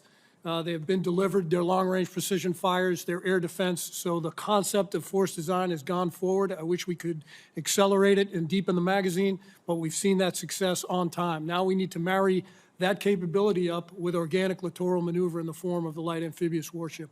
But those are the two things, force design and audit. Thank you, Chairman. Thank you, Senator Scott. Senator Sheehy. General Mahoney, I might understand the Marine Corps is the only branch to have passed an audit. That's correct, Senator. I get really tired of The only DOD branch, yes, sir. I get really tired of Marines lecturing me how much better they are than I am. My wife's a Marine, so I already get it every day. So I'm glad your wife has wisdom. well, I was in the Navy, so I had to marry up, right? Counter UAS, General Mingus, you brought it up. General Mingus was my boss actually back in the day when I went through Ranger School. Counter UAS, what branch, what functional branch of the Army do you guys place the counter UAS responsibility in? We have 6 warfighting functions inside the Army, so intel, command and control, maneuver, fires, protection is where counter UAS sits right now. But as we think about the future, in the Army, the land force, the vast majority of casualties that occur on a battlefield is direct fire. I think that future battlefield, the most casualties are going to occur from the air. And so the notion of the convergence of offensive and defensive fires, taking it out of that protection warfighting function and making it part of that scheme of fires and scheme of maneuver, I think is the way of the future. But today, to answer your question, it's in the protection function. Okay. Admiral Kilby, where does the Navy view counter UAS as a functional area? Because of our platform, Senator, we keep them owned by the resource sponsors, so it's a division of labor between the N9, which owns all our warfighting platforms, and the N4, which owns our shore installations. So there's a mix between those two. And General Mahoney, where does the Marine Corps place that? They're our counter small UAS, 2 parts. Operational units with 2 programs of record, MATIS and LMATIS, and our installations with installations counter UAS. Just as a comment, as General Mingus brought up, we are part of Project Convergence, which has a counter small UAS element to it in R&D and experimentation. We're a big part of Replicator 2.0, which also invests in counter small UAS, and we're invested in the program office as well. And General Spain and Space Force, Air Force, where do you guys place counter UAS as a functional area? From a Space Force perspective, it's very limited. We have very limited involvement. Yep. Senator, we put it in the protection function as well. It's with our defenders, but as was mentioned by by the other panelists, we're in the process of evolving that to the operational function, and so it's a blend of our both defender force and our operational force as we go forward. Well, I asked that because I actually was one of the manufacturers of the MATIS program back in my former life before I came here, so spent a lot of time on the range with your air defense, lab platoon Marines working with that. And what I found as we worked with all the branches is each branch understandably had a very different view of where the CUAS function fell and how they viewed it. You know, the Air Force was very much looking at it from a security forces perspective, fixed installation defense. The Navy, of course, was focused on it from a shipboard when the Boxer had its incident with Iran in 2019. The Army, of course, had more of a EW. They really viewed it kind of as an electronic warfare issue. And what I found was, as each branch looked at it through their own lens, the Joint Capabilities Office really struggled to coalesce that into an acquisition vision that actually worked, and they ended up just buying any shiny object that was dangled in front of their face, and it led to kind of the schizophrenic approach to it. It's not a criticism, it's just a reality that as that technology was developing quickly, it was hard to meet all the needs. So I think trying to determine whether it's a specific MOS or actually assigning a functional area within the branch that say this is a fundamental change in battlefield tactic technology, as we see in Ukraine. I mean, every single day, whether it's FPVs or beyond line of sight drones, it's not transforming warfare, but it is functionally transforming how maneuver units will behave on the ground. And I think treating it as a subspecialty that's branching off whatever convenient areas there, vice focusing on what really is a core capability, in my opinion, would help coalesce the operational vision for what counter drone looks like. It'd also help streamline the acquisition process so we can find that good technology quickly and field it quickly. But then also there's the offensive aspect where, we think of offensive drones as Reapers and Predators dropping Hellfires, and then we're defending against small drones, but we are not, as far as I can tell, adopting small UAS organic to our maneuver elements. Just like every infantry squad has an automatic weapon, every infantry squad should have an organic SUAS offensive capability, a backpack full of FPVs that they can fly at and into the enemy maneuver units and disrupt them, just like we're seeing all over the world in battlefields, from Iranian proxy groups to the Russia-Ukraine war. From my old buddies still in uniform, I do not hear that we have an organic offensive small UAS capability within our maneuver units, and I think that's going to be a great disservice to our young men and women when the next conflict arises. So I yield back. Thank you. Thank you, Senator Sheehy. I'm going to continue my line of questioning that I started with General Mahoney to you. Just again on the, we've already touched on it a lot, but it's okay to, I want to hear from all the services. The negative impact on the CR, the budget flexibility that you would want or request as part of this year's NDAA, and then any lessons learned on the good news that we're all starting to see, I think, across the services on recruiting, and to kind of, make sure we're learning across services on that, because I don't think it got enough press, but if you have an all-volunteer force and we're hitting a recruiting crisis of tens of thousands of Americans who we were short, that's an existential threat to our military. Fortunately, it looks like we're beyond that, but we need to embed the lessons learned from all the services on how we got out of that danger zone. So, General, to you on those three questions. Senator, as far as the CR, we've canvassed pretty much all the negative things. I'd just like to hammer down on one. We talked about anomalies and flexibility in order to move between appropriations or accounts. We also need to be mindful of what the top line is. If there is only so much top line from which to flex or to move, we're going to rob from one account to pay for another. Examples might be inflation that outpaces the plus up, pay raises that were not planned for or budgeted but are must-pay bills. That money will come from somewhere. And non-budgeted contingencies that we pay out of our own primarily O&M accounts will have to be accounted for somewhere in the rules of that continuing resolution. A knock-on effect specific to the Marine Corps is if, and it's already been touched on by Admiral Kilby, if ship maintenance or shipbuilding or procurement or anything that touches amphibious shipping, it will have a knock-on effect to the Marine Corps, as I spoke about with Senator Hirono earlier. As far as flexibility goes, I would reference the Lord Hale study on PPB reform, and I'll just bring up three things that come to mind immediately. I think they have 16 recommendations in there, which are all really good. Multi-year availability of one-year accounts so that you are not forced into making bad decisions at the end of the year and buying things that you really don't need, but have a period of availability to where you can make better executive and managerial decisions against that appropriation. Greater transfer authority so that we can move between appropriations or move between sub-activity groups in order to solve a problem early so that we don't have to come to Congress for an above-threshold massive reprogramming late in the year that may be late to need or not solve the problem.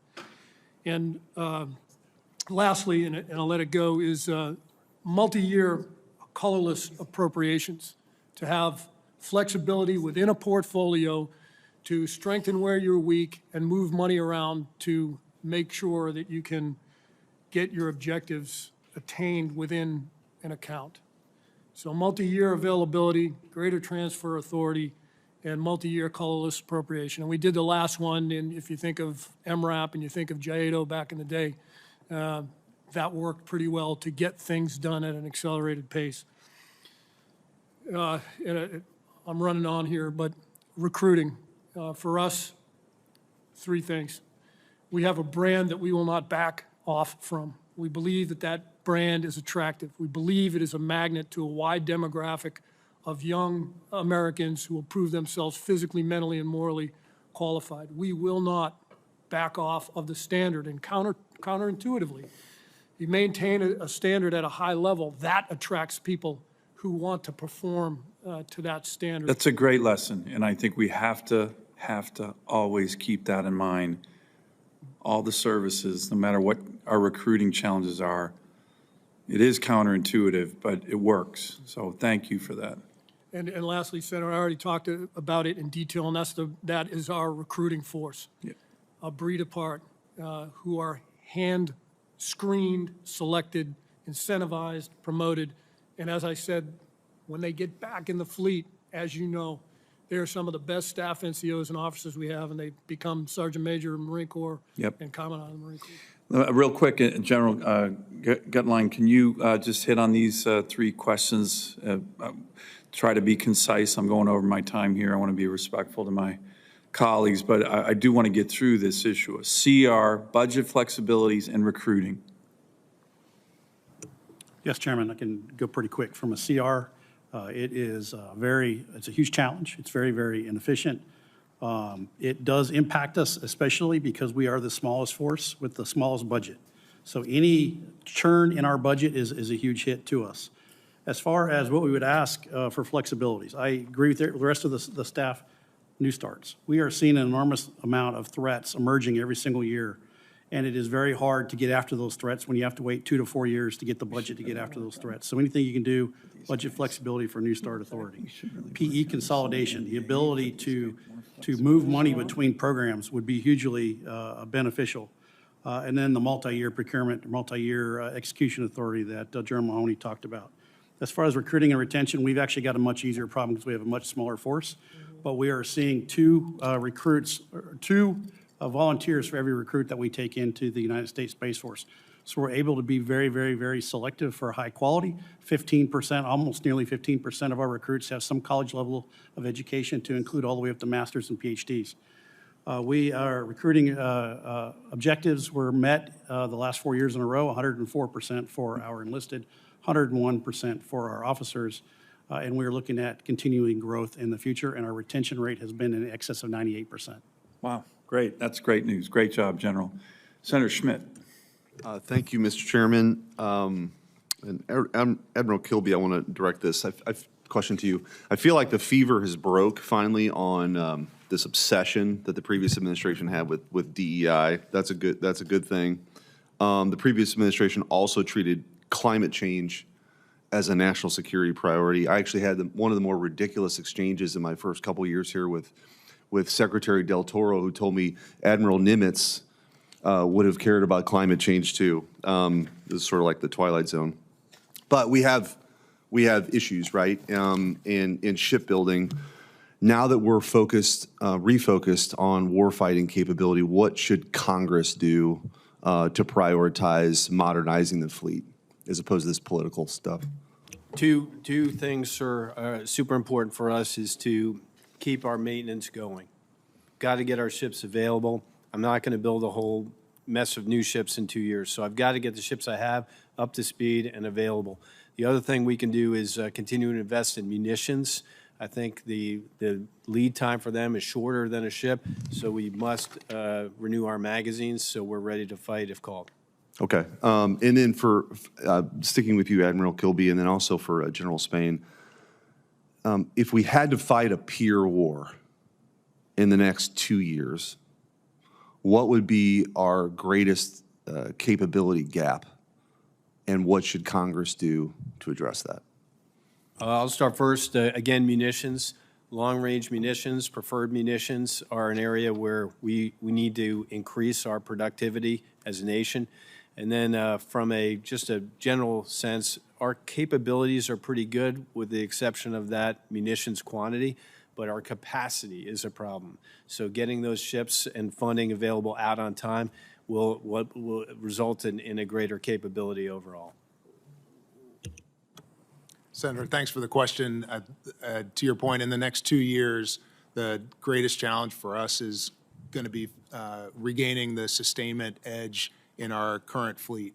The lead time required for parts and supply within that time frame would require an infusion to help us with our aircraft availability, our mission capable rates, and training our flying force to be ready within that window. In addition, some flexibility on new opportunities with technology in terms of asymmetric capabilities that would enable us to to actually inculcate our force design, which calls for both high-end exquisite capability paired with low-end, low-cost per effect, massive capability that can augment the air component commanders who are in the field. Sounds like NGAD. Might The be. exquisite would be, NGAD would be an example of the exquisite, yes, Yeah. sir. General, I guess with the time that I have remaining, General Mingus and Mahoney, just wanted to ask if sort of the similar theme of flexibility, if you had unrestricted funding for readiness, how should that be spent first, and in order to get that high-end capability? What would we be doing? Like if we're in an era of scarcity, right, that we have to accept at some level, what is the level of priority, or what are the priorities? For us, I would say, well, the second one would be just what Admiral Kilby talked about, our magazine depth, precision-guided munitions, long-range precision fires, and the ability to scale rapidly at time of crisis and conflict. So it's one thing to bring production rates up, but it's another to have the ability to rapidly scale at time of crisis and conflict. And the other would be support. And let me just, how would you rate where we're at right now on that front? Because I've heard that, I agree with that. Where do you think we're at with that? Well, just using 155 as an example, before the Russia-Ukraine conflict, we were producing at 14,000 rounds a month. We had a high water mark in November of 42,000, ramping to 70 by this summer, and 100K a month by this fall. So that's a 2-year journey. We've got to be able to do that in months, not years. And it's about automation and robotics. People are hard to bring in, let go, bring in, let go. And so the key to all this is automating those both organic and defense industrial systems and bases to be able to do that. And then the second place that I would put that money is in our transformation efforts that I described earlier, our TIC 1.0 and 2.0. The end result of that infuse of technology into those formations is they're more lethal, they're more agile, they're lighter, they can get to places much faster, and they are just better formations that are designed, purpose-built for the next fight, not the last fight. Senator, if I had a three-part wish list, the first one would be to accelerate our force design to ensure victory and more killing power in the contact layer. I agree completely with depth of magazine across people, parts, programs. There's several things that we don't have enough of that we need to build more and deepen that. If anything, what Ukraine, what the Levant, what the Houthis show us is that the short, sharp illusion is just that, a short, sharp illusion. We need to shoot, we need to be able to take a hit, we need to reset and get back in the fight. Secondly, our force gen platforms are, and specifically our barracks for our Marines. If we're going to count on them to generate a lethal force, we've got to provide them the quality of life and the living conditions that they rate. And thirdly, and we've already talked about it extensively, is the ability for us to move, maneuver, and sustain on 73% of the Earth's surface. That's amphibious shipping, and project power from sovereign American soil when we do that, as well as organic littoral maneuver in order to move shore to shore, in order to maneuver to a position of advantage in order to sustain in the contact layer. Thank you. Thank you, Mr. Chairman. Thank you, Senator Schmidt. Senator Hirono. Thank you, Mr. Chairman. I would say that as our services, with the exception of Space Force, are facing recruiting challenges, why should we discourage, or why would we be discouraging women and minorities from enlisting with all this anti-DEI stuff?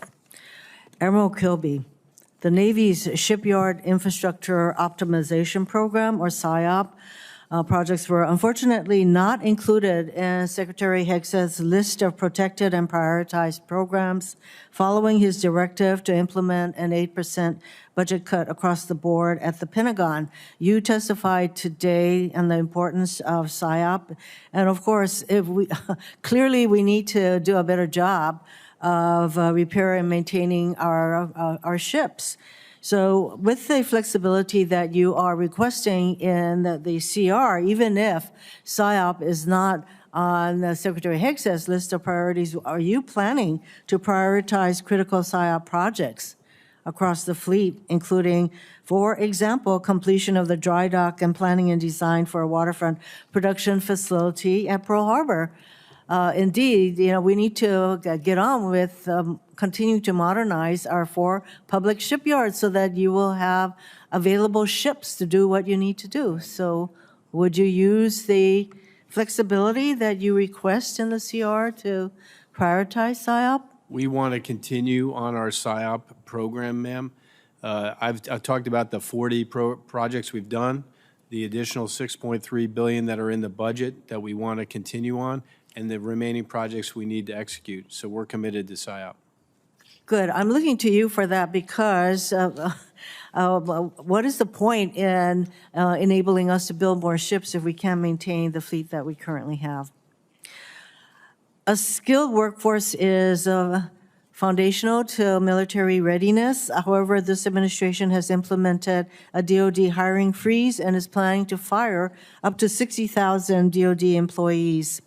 DoD is eliminating people across the spectrum, from firing general and flag officers without cause to removing new and motivated employees. These would be the employees who had just gotten hired and are being trained. And you would think that we would want to keep those folks, but the people in probationary status are among the first to go, as happened across the administration. For example, the VA, which is already strapped with the need to hire people, they just eliminated some 2,400 employees and about to eliminate 83,000 employees going forward. So, gentlemen, Ms. Moore, how are these personnel actions impacting the hiring, training, and retaining of a skilled national security workforce? Briefly. You can say it's not helping. I'll start. Specific to the Marine Corps, we started our leaning out process 6 budget cycles ago in accordance with force design and talent management. So we're at the start game of this exercise for us. We're pretty lean. So any cut is going to have some impacts. However, of the 2,300 employees that we've identified, we've got protection, either exemption or exclusion, down to a number south of 75. Not without impact, but manageable from the Marine Corps standpoint. What I'm also concerned about is the exclusions or exemptions for a hiring freeze. We lose about 7 to 10% of our civilian workforce just through natural attrition each year, so we have to figure out a way to replenish that, or the number will just keep going down. Well, hundreds of thousands of federal employees are being fired. These firings are not based on any kind of a job performance evaluation. So it's going to happen to the DoD, I would say. And so anybody else wants to weigh in? I'll just connect to our last exchange, Admiral. ranking member. The shipyards are exempt from the probationary employees, and they're exempt from the hiring freeze. So we are trying to shape this in a manner that allows us to continue the most important work as we work through guidance from the administration. Also exempted from the hiring freeze is the Military Sealift Command, an important force for us to maintain our fleet. So I think those are efforts from the services part to manage this. Basically, all 3 of you are needing to identify some very critical people that you want to make sure that these firings do not hit. Is that what you're doing? Yes, Senator. Thank you, Mr. Chairman. Thank you, Senator Hirono. I'm going to finish this line of questioning with you, General Spain, on the CR, budget flexibilities, and specific, if you can get there, and then Air Force recruiting and lessons learned, and then Ms. Maurer, I'd like you to answer the same question as well.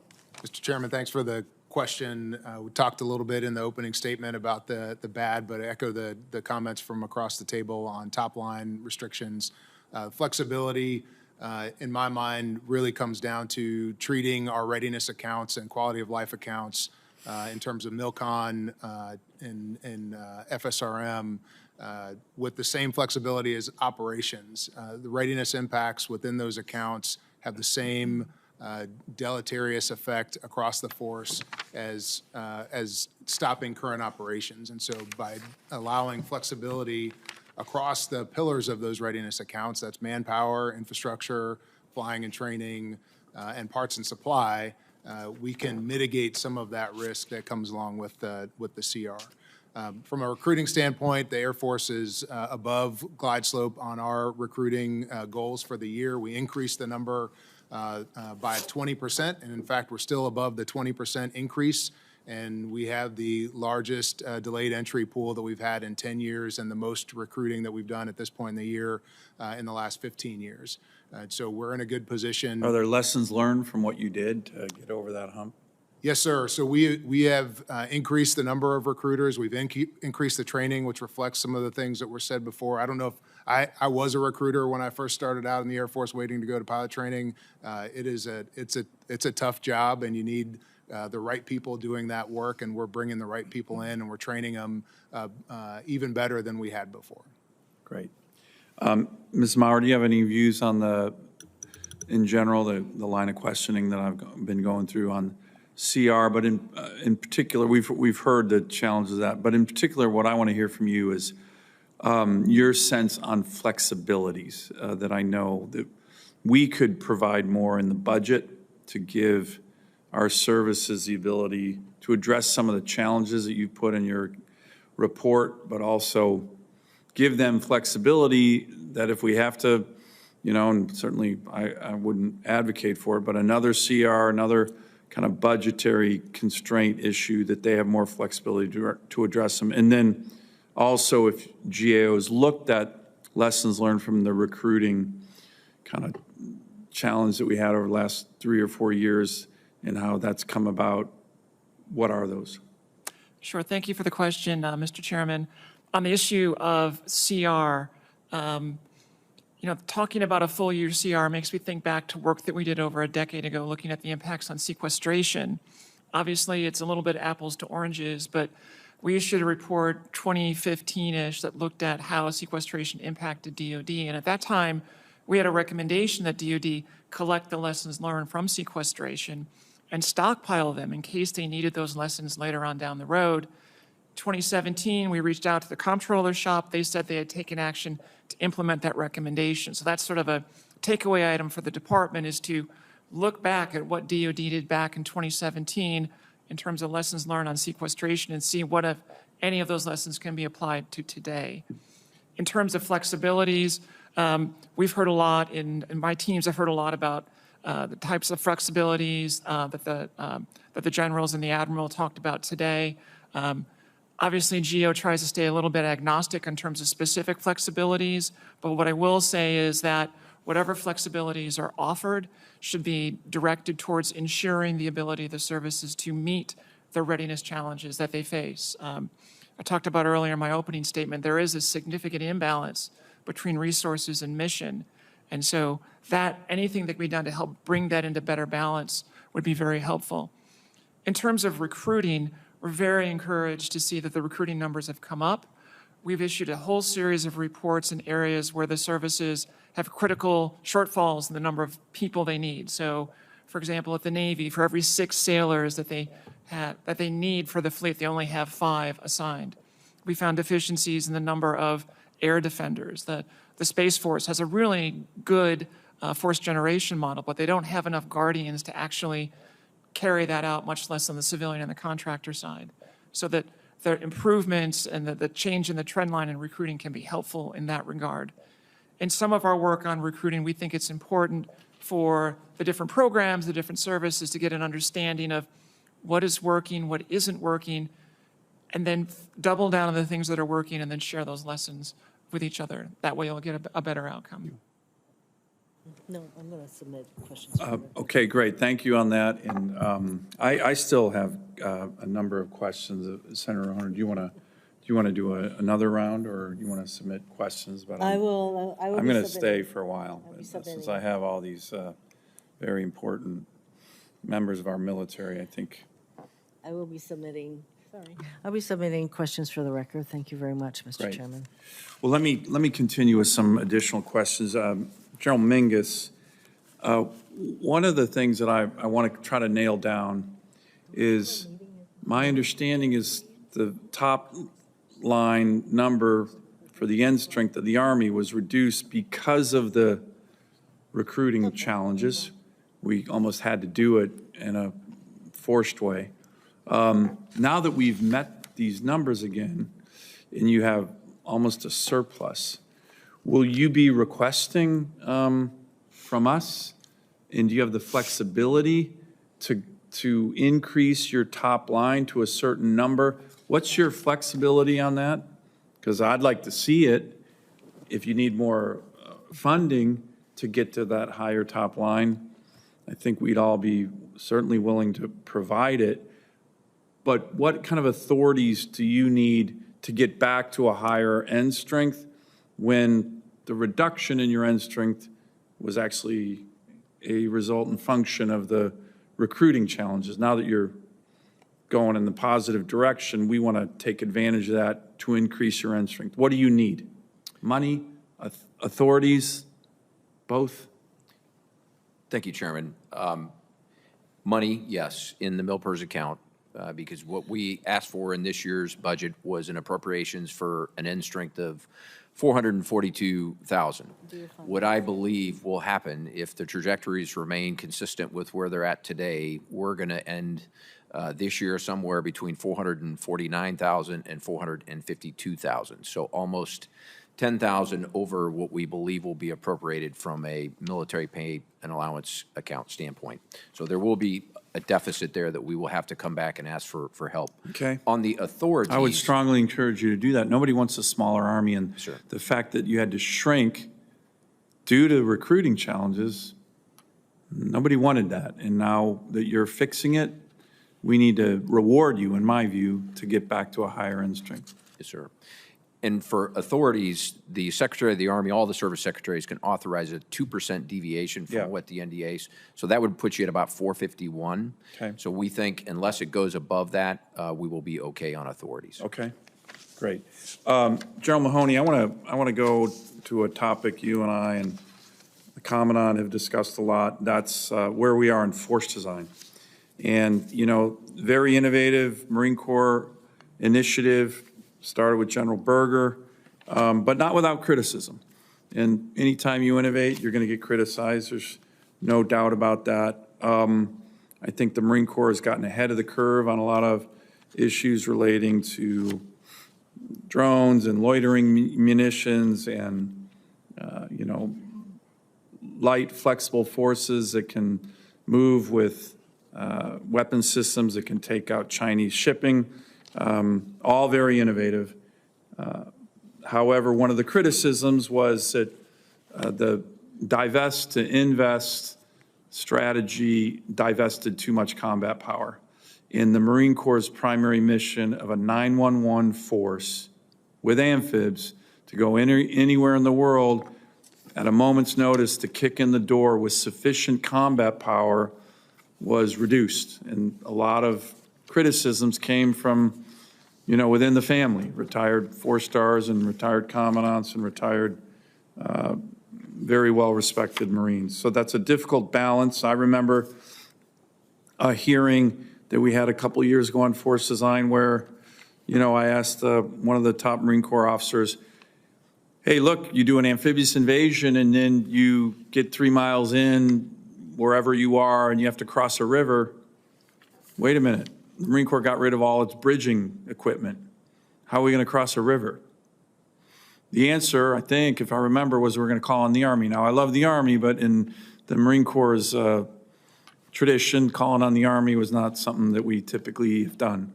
So where are we on the balance? Where are we on things like bridging and route clearing? Where are we on things like artillery, infantry, which we cut, the Marine Corps cut a lot? And do you still think this criticism, which came from some very, very well-respected Marines,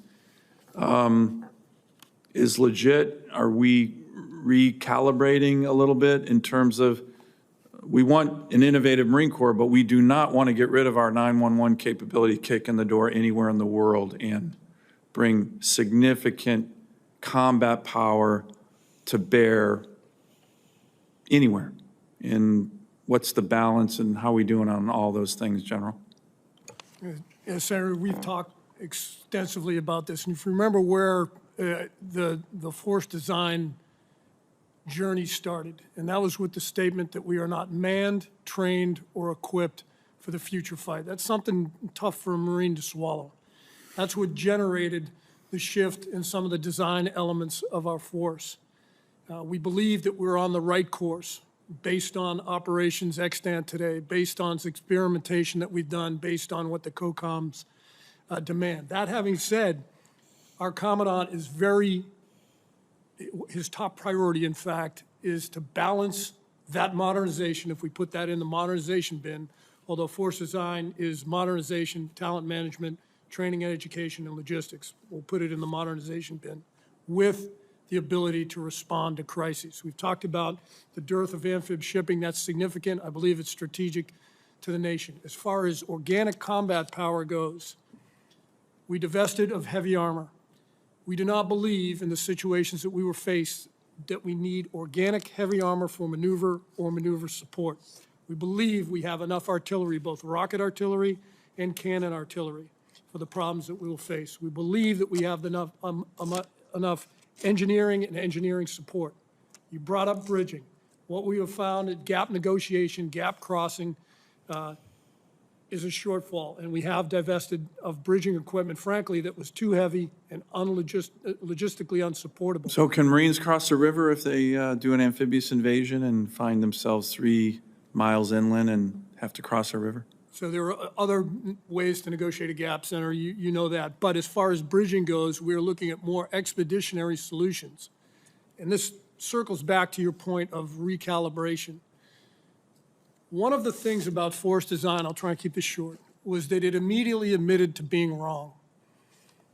We were to challenge all the assumptions along the way. If we found an assumption wanting or invalid, then we had to adjust to satisfy and verify that assumption. We have looked very closely through what we call the campaign of learning at those assumptions. We have adjusted the size of a battalion. We have adjusted some of the aviation capabilities we have. We have adjusted some of the weapons that we have either bought or not bought.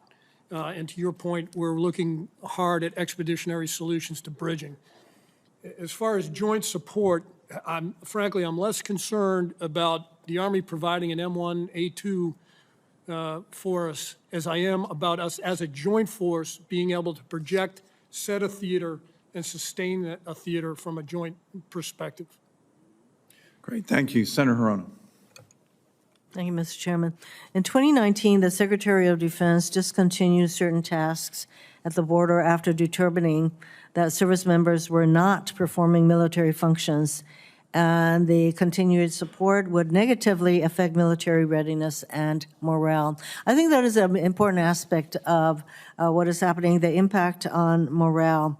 General Mingus and General Mahoney, how is this deployment, the current deployment, any different from 2019 when DHS was asking your units to perform the same non-DOD tasks?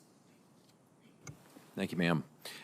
We've been asked to defend and secure the border, and we're gonna do that. That's a priority for this administration. We're going to execute that mission as we have been asked to do. Over time, as we build, anytime you're asked to defend, it has 3 critical components: a physical, a technical, and a human. And as those physical and technical things come online, as our Secretary testified, the human resources associated with this mission set will come down. But to answer your specific question, the lessons we learned from 2019 is the troop to task, as we like to use, was a 1-for-1. Detection and monitoring, POE support, admin support, data entry, et cetera. And so there was no time to come offline to continue to train and do their mission. So it doesn't sound much different from what was going on in 2019. This time we're going to make sure that the troop to task allows for rotations so that the degradation in readiness is not as substantial as what we saw in 2019. That remains to be seen.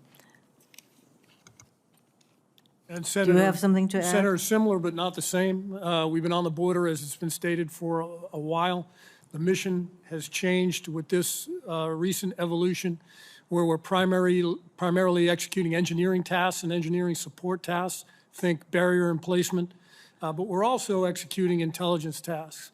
And in both of those, there is training value, especially for the intelligence analysts, to collect and analyze what is a very complex situation.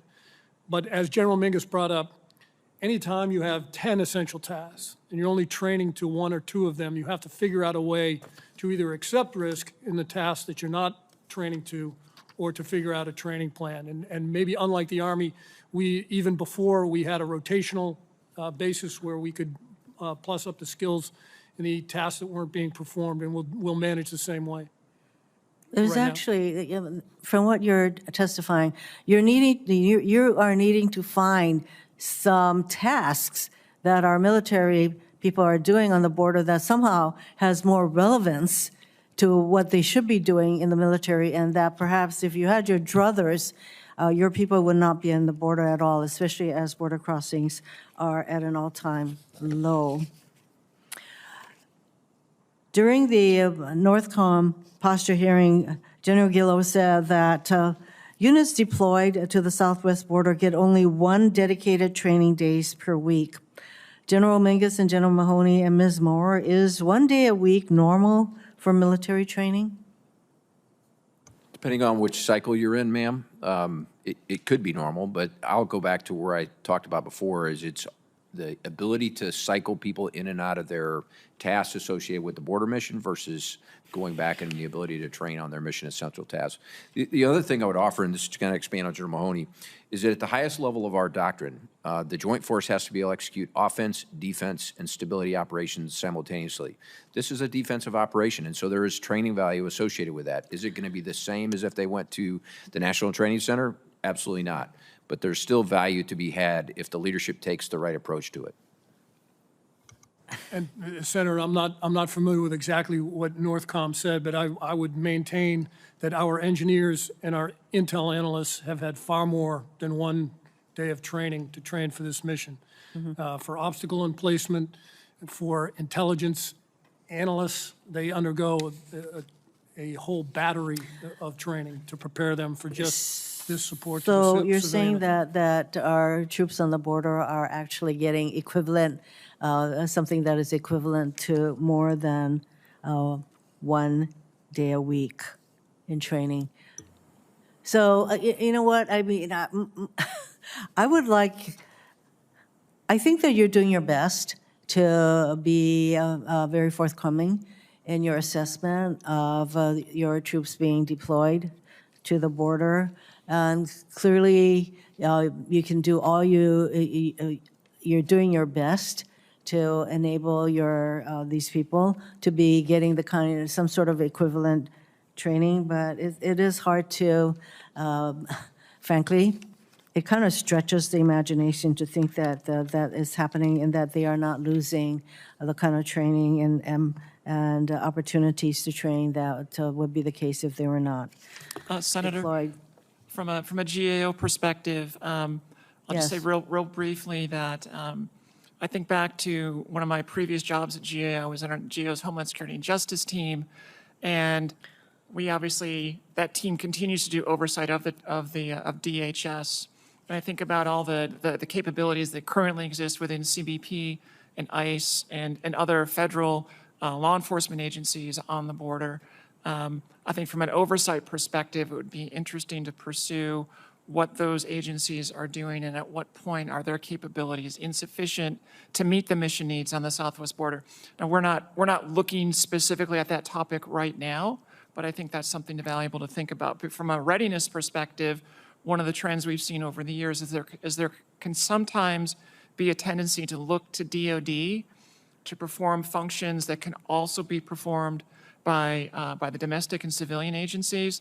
In many cases, that's definitely warranted, but DoD comes in with a heavier footprint, it costs bigger dollars, and it does have a readiness and a mission and a resource trade-off for the department as well. Yeah, of course, a flight using military aircraft to take only about 100 people to another country costs over $2 million. That is not a very efficient use of military resources. You raise a good point, Ms. Maurer, and up to date, we have not received information from either the Homeland Security or the DoD as to the need asserted for the troops to go to the border.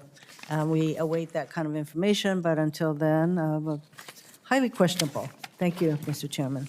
Thank you, Senator Hirono. I'm going to wrap up here with just a few more questions. Again, thanks for the patience. This has been really good, enlightening hearing, and I appreciate all the witnesses' testimony and frank discussion of our readiness challenges. General Spain, I'm going to turn to you a little bit on contested logistics. Ms. Maurer talked about it. We all deal with it, all the services, but the Air Force, I think in particular with its tanker fleet, is particularly challenged because tankers are so important. The previous Secretary of the Air Force committed, after the Chief of Staff of the Air Force and many others over the last several years, we're going to be moving more KC-135s to Eielson.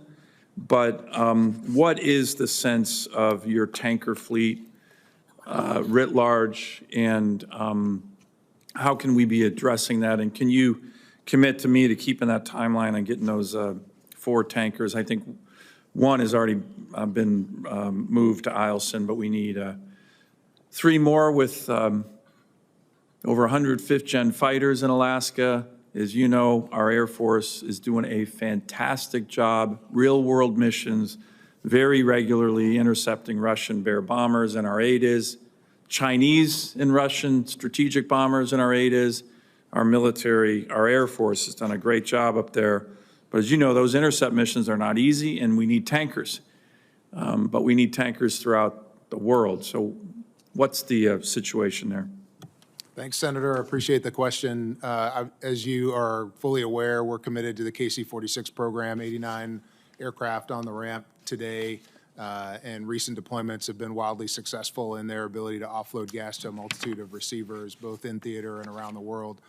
For the KC-135, obviously we did some re-engineering and service life extension in the 80s and the 90s that will keep the platform flying for decades to come, but we are also fully committed to tanker recapitalization post the KC-46 program. Right now, we're on track to continue to procure 15 KC-46s a year, and we're continuing to move the tanker recap acquisition strategy forward, and we'll continue to do so. And to your point, we are continuing to move down the path to bringing the remaining 3 KC-135s to Eielson for the reasons that you mentioned. We have some work to do with the department on some notifications, but beyond that, we'll be able to move relatively quickly. Great. Keep me posted on that. That's very important. General Mingus, we talked about the 11th Airborne Division, Arctic Angels. I'd like you just to get an update from your perspective on how that unit's doing.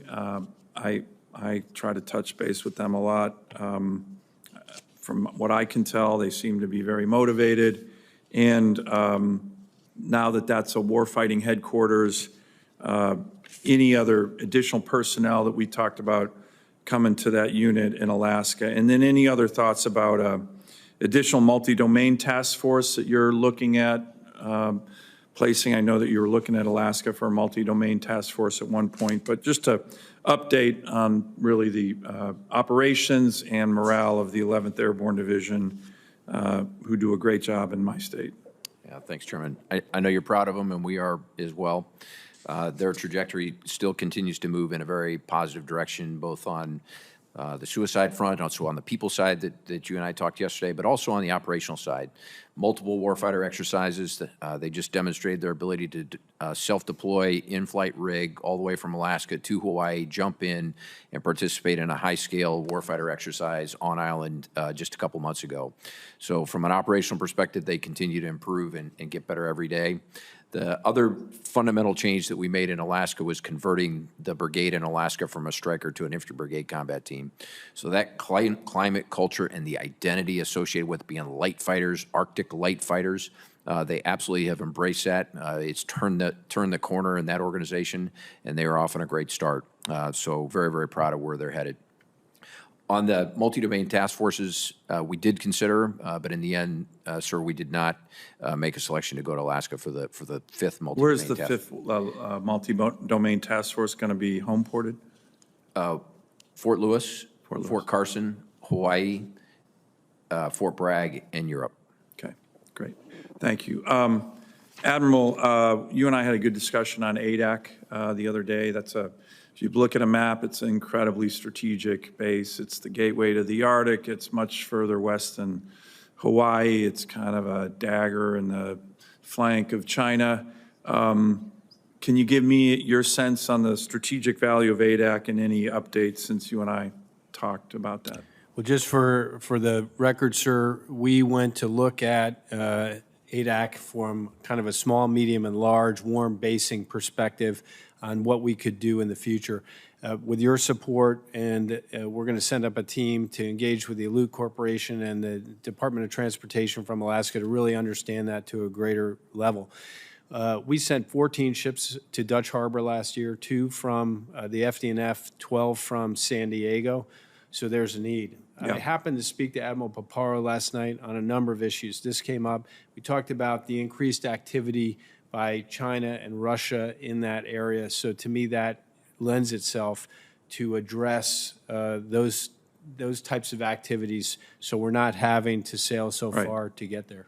Well, I appreciate that. And again, that's it's not just aircraft, strategic bombers, and our ADIS that our great Air Force is doing such a good job at addressing. It's, to your point, it's Chinese and Russian joint naval task forces in our EEZ up in Alaska. This is happening on a regular basis. The rest of the country doesn't really notice, but we notice in Alaska. We're on the front lines, and we appreciate the great work our service members are doing there. And so I want to thank you on that. Look forward to working with you on that. Can we get to a point? I know it was already discussed in depth, but on the amphibs between the Navy and the Marine Corps, you know, General Mahoney, we talked about the Marines kind of 911 kick in the door capability, but essentially that goes away if you don't have a MUARG that you can rely on. So, Admiral, can you commit to us to work with us in the Marine Corps on prioritizing amphibs? You know, I'm just being frank here. You don't get the sense that if it was a Ford-class carrier or something like that, that the maintenance numbers that GAO has reported would be so challenged. Right now, the recent GAO report stated roughly 50% of the amphib fleet was in poor condition, poor material condition, including 5 out of the 9 LHA, LHD carriers, and 90% of the LSDs.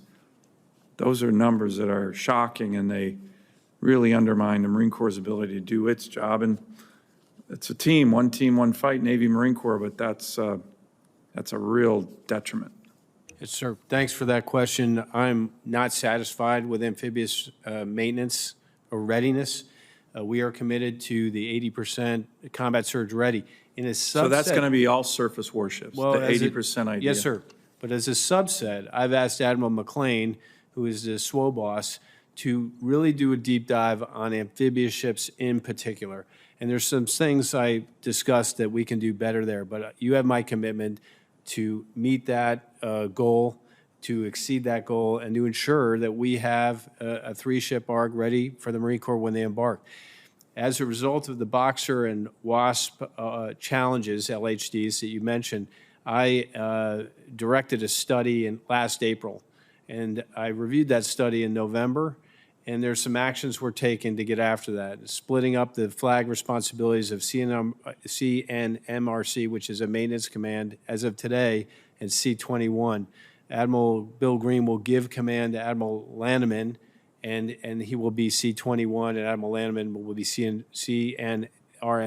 So focusing on that with that effort and leadership, I think will help us there. But as a subset of our perform to plan for surface ships, I'm going to focus on amphibious ships. You have my commitment. Great. Thank you very much for that. And General, how many MUARGs did we deploy out of the West Coast last year? 15th MU. Was it a full complement? It was not. It was due to the issues with Boxer. Somerset sailed as a single. She was joined by Harper's Ferry. Boxer had to go back for maintenance, and so it was a conga line of 3 ships. I believe they only operated as a 3-ship for less than 2 months. Yeah, we need to fix that. My final question, It's a bit of a complicated one, so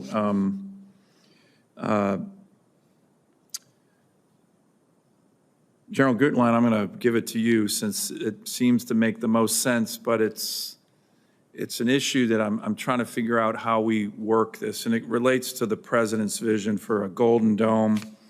As I mentioned, have drafted legislation with Senator Kramer that we're hoping is going to be bipartisan. It's very comprehensive in terms of missile defense for the country. But I think most people would be surprised that missile defense for America really, really strongly entails pretty much every service right here. Of course, there's a space-based component that's in my bill. There's an Army component. General Mingus, as you certainly know, the 49th Missile Defense Battalion is a U.S. Army battalion at Fort Greely that really protects the whole country right now. I love their motto, the 300 protecting the 300 million. But all the ground-based missile interceptors protecting our country are at Fort Greely. This bill would dramatically plus that up. Admiral, this bill has a lot of Aegis Ashore focus in Hawaii, for example, and other places. So, and then, of course, General Spain, the Air Force plays a huge role in missile defense. So my question is, as we're working on this, I've briefed Mike Waltz on our bill, I've briefed Secretary Hegseth on our bill, I've even briefed President Trump on the legislation that we put together after the executive order came out. So I know the Pentagon's really getting on this, but how do we coordinate? What's your sense? And General, I'll start with you as the Space Force service here. What's the best way to try to integrate and work together? This committee wants to work with all the services, but it is an integrated effort. It literally is Space Force, Air Force, Army, Navy. The Marine Corps, I'm sure, has some tactical element to it, General Mahoney, but this is a full service approach. What's the best way that we can work together legislatively, of course, with the President's executive order, but the full Pentagon integrating the different services, all of whom play a important role? I think a lot of Americans would be surprised that, you know, the cornerstone of missile defense, which is in Alaska, all the ground-based missile interceptors commanded by the Army, all the major radar sites, particularly the Clear Space Force Air Station with the new long-range discrimination radar. How do we integrate that, General? And if anyone else has a thought on that, it's a really important issue. It's a really good vision that the President has put forward. We just need to operationalize it between the Pentagon, the Congress, and we need to get on it. And Ms. Maurer, if you have a view on this as well, I'd welcome that. So General, why don't we start with you? Final question, I promise, but it's an important one. Thank you, Senator. It is, let me start with, it is a very bold vision that's going to have a lot of complexity to it, as you said.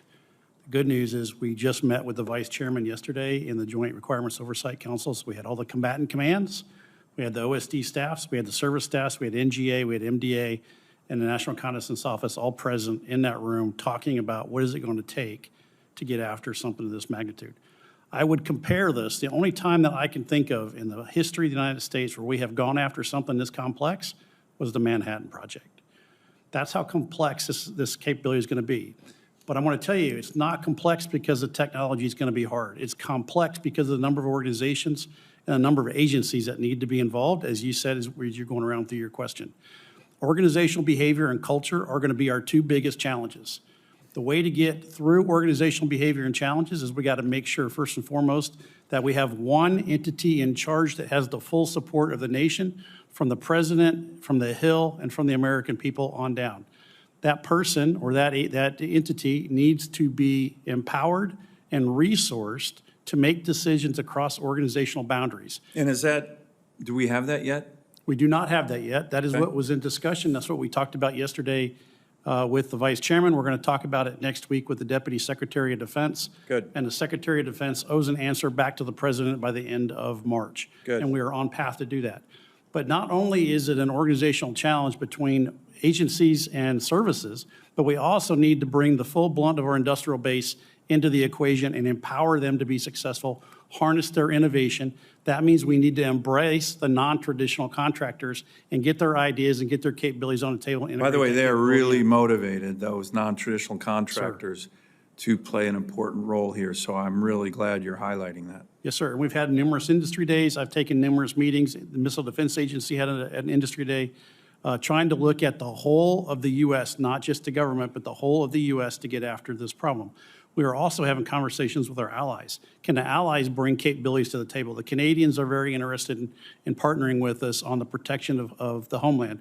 They would like it to be the protection of the continent. So we're having those kind of conversations as well. It would be great to see the Canadians participating and helping fund missile defense. Right now, it's my distinct recollection that they don't participate hardly at all. They don't do anything on NORAD missile defense.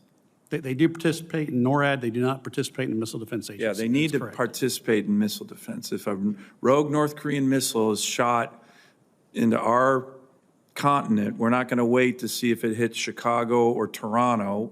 We're going to shoot it down. Canada needs to step up like they haven't been on defense spending. It's been woefully inadequate as a wealthy NATO member, and they need to do it on missile defense too. I've been pressing the Canadians for years on this. They don't put any money into missile defense, and it's not acceptable. The last element that I would bring to bear on here as we start to look at the authorities and start looking at the accountability, everything we've talked about in this session today, dealing with the continuing resolution, also comes to bear. This program, to be successful, has to have funding stability. They have to know that they're going to have those resources from year to year to be successful, or else they're going to be very inefficient and they're going to suffer a death by 1,000 cuts through fits and starts and stops. That is an outstanding answer, General. I really appreciate that. Any other comments, Ms. Maurer? Do you have Yeah, very quickly, Mr. Chairman. So we issued a report a couple weeks ago looking at sustainment of missile defense in Guam, which I think could be, in a sense, sort of a preview of potential coming attractions. And the General's point is definitively spot on about the sheer complexity of the number of organizations. That report, we had probably the most complicated org chart that I've ever put in a report that I signed out under my name, because there are so many different organizations. That's just Guam, which is a small island, as you know. So getting arms around that challenge is going to be important. The second point I'd like to make is that thinking about sustainment, that needs to be part of the conversation from day one. That's been a continuing challenge in the missile defense enterprise. The Missile Defense Agency develops and purchases the technology. In theory, it's handed off to one of the services to operate and sustain.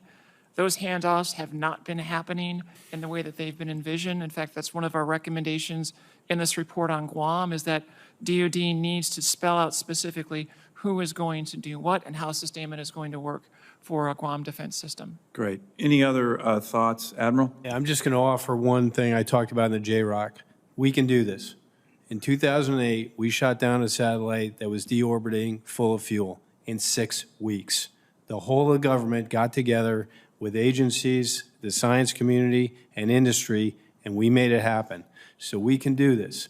We just need to do the things that were outlined and provide clear lines of C2 and solid, consistent budgeting, and I'm convinced that we can deliver. Good. That's a great answer. Anyone else on this topic? Yep, General Senator, briefly agree with everything that's been said. The stitching together of the various capabilities will be the key enabler of Iron Dome and Golden Dome. Obviously, the scaffolding of which exists today in Air Force forces and Space Force forces, along with the Army ground-based deterrent. The integrated PEO that we have in Major General Luke Cropsey in our ABMS program and the CJAD C2 program will be the thing that will allow each of the services to connect the effectors, the sensors, and the sense-making capability across all services and agencies. That will need to be a primary focus of this effort, along with the capabilities that each of the services will bring. Good. Well, these are great answers. You know, you have a strong vision from the Commander-in-Chief. The President obviously is really focused on this. He mentioned it in his State of the Union. last week. We will be in the budget reconciliation bill that we're working on. The DOD component is going to have a lot of funding on this. So I think it's a sense of urgency that we all need to work together on the Congress, the executive branch, and General, you kind of laid out a vision and the importance of some key principles, and we look forward to working with all of you and look forward to having that designated individual or agency in charge. I think it's a really important component as well. So with that, I want to thank everybody. This has been a long hearing, but a really important hearing. I want to thank, again, all 6 of you for your service, decades of service to our country in uniform and without or not in uniform. GAO does a great job.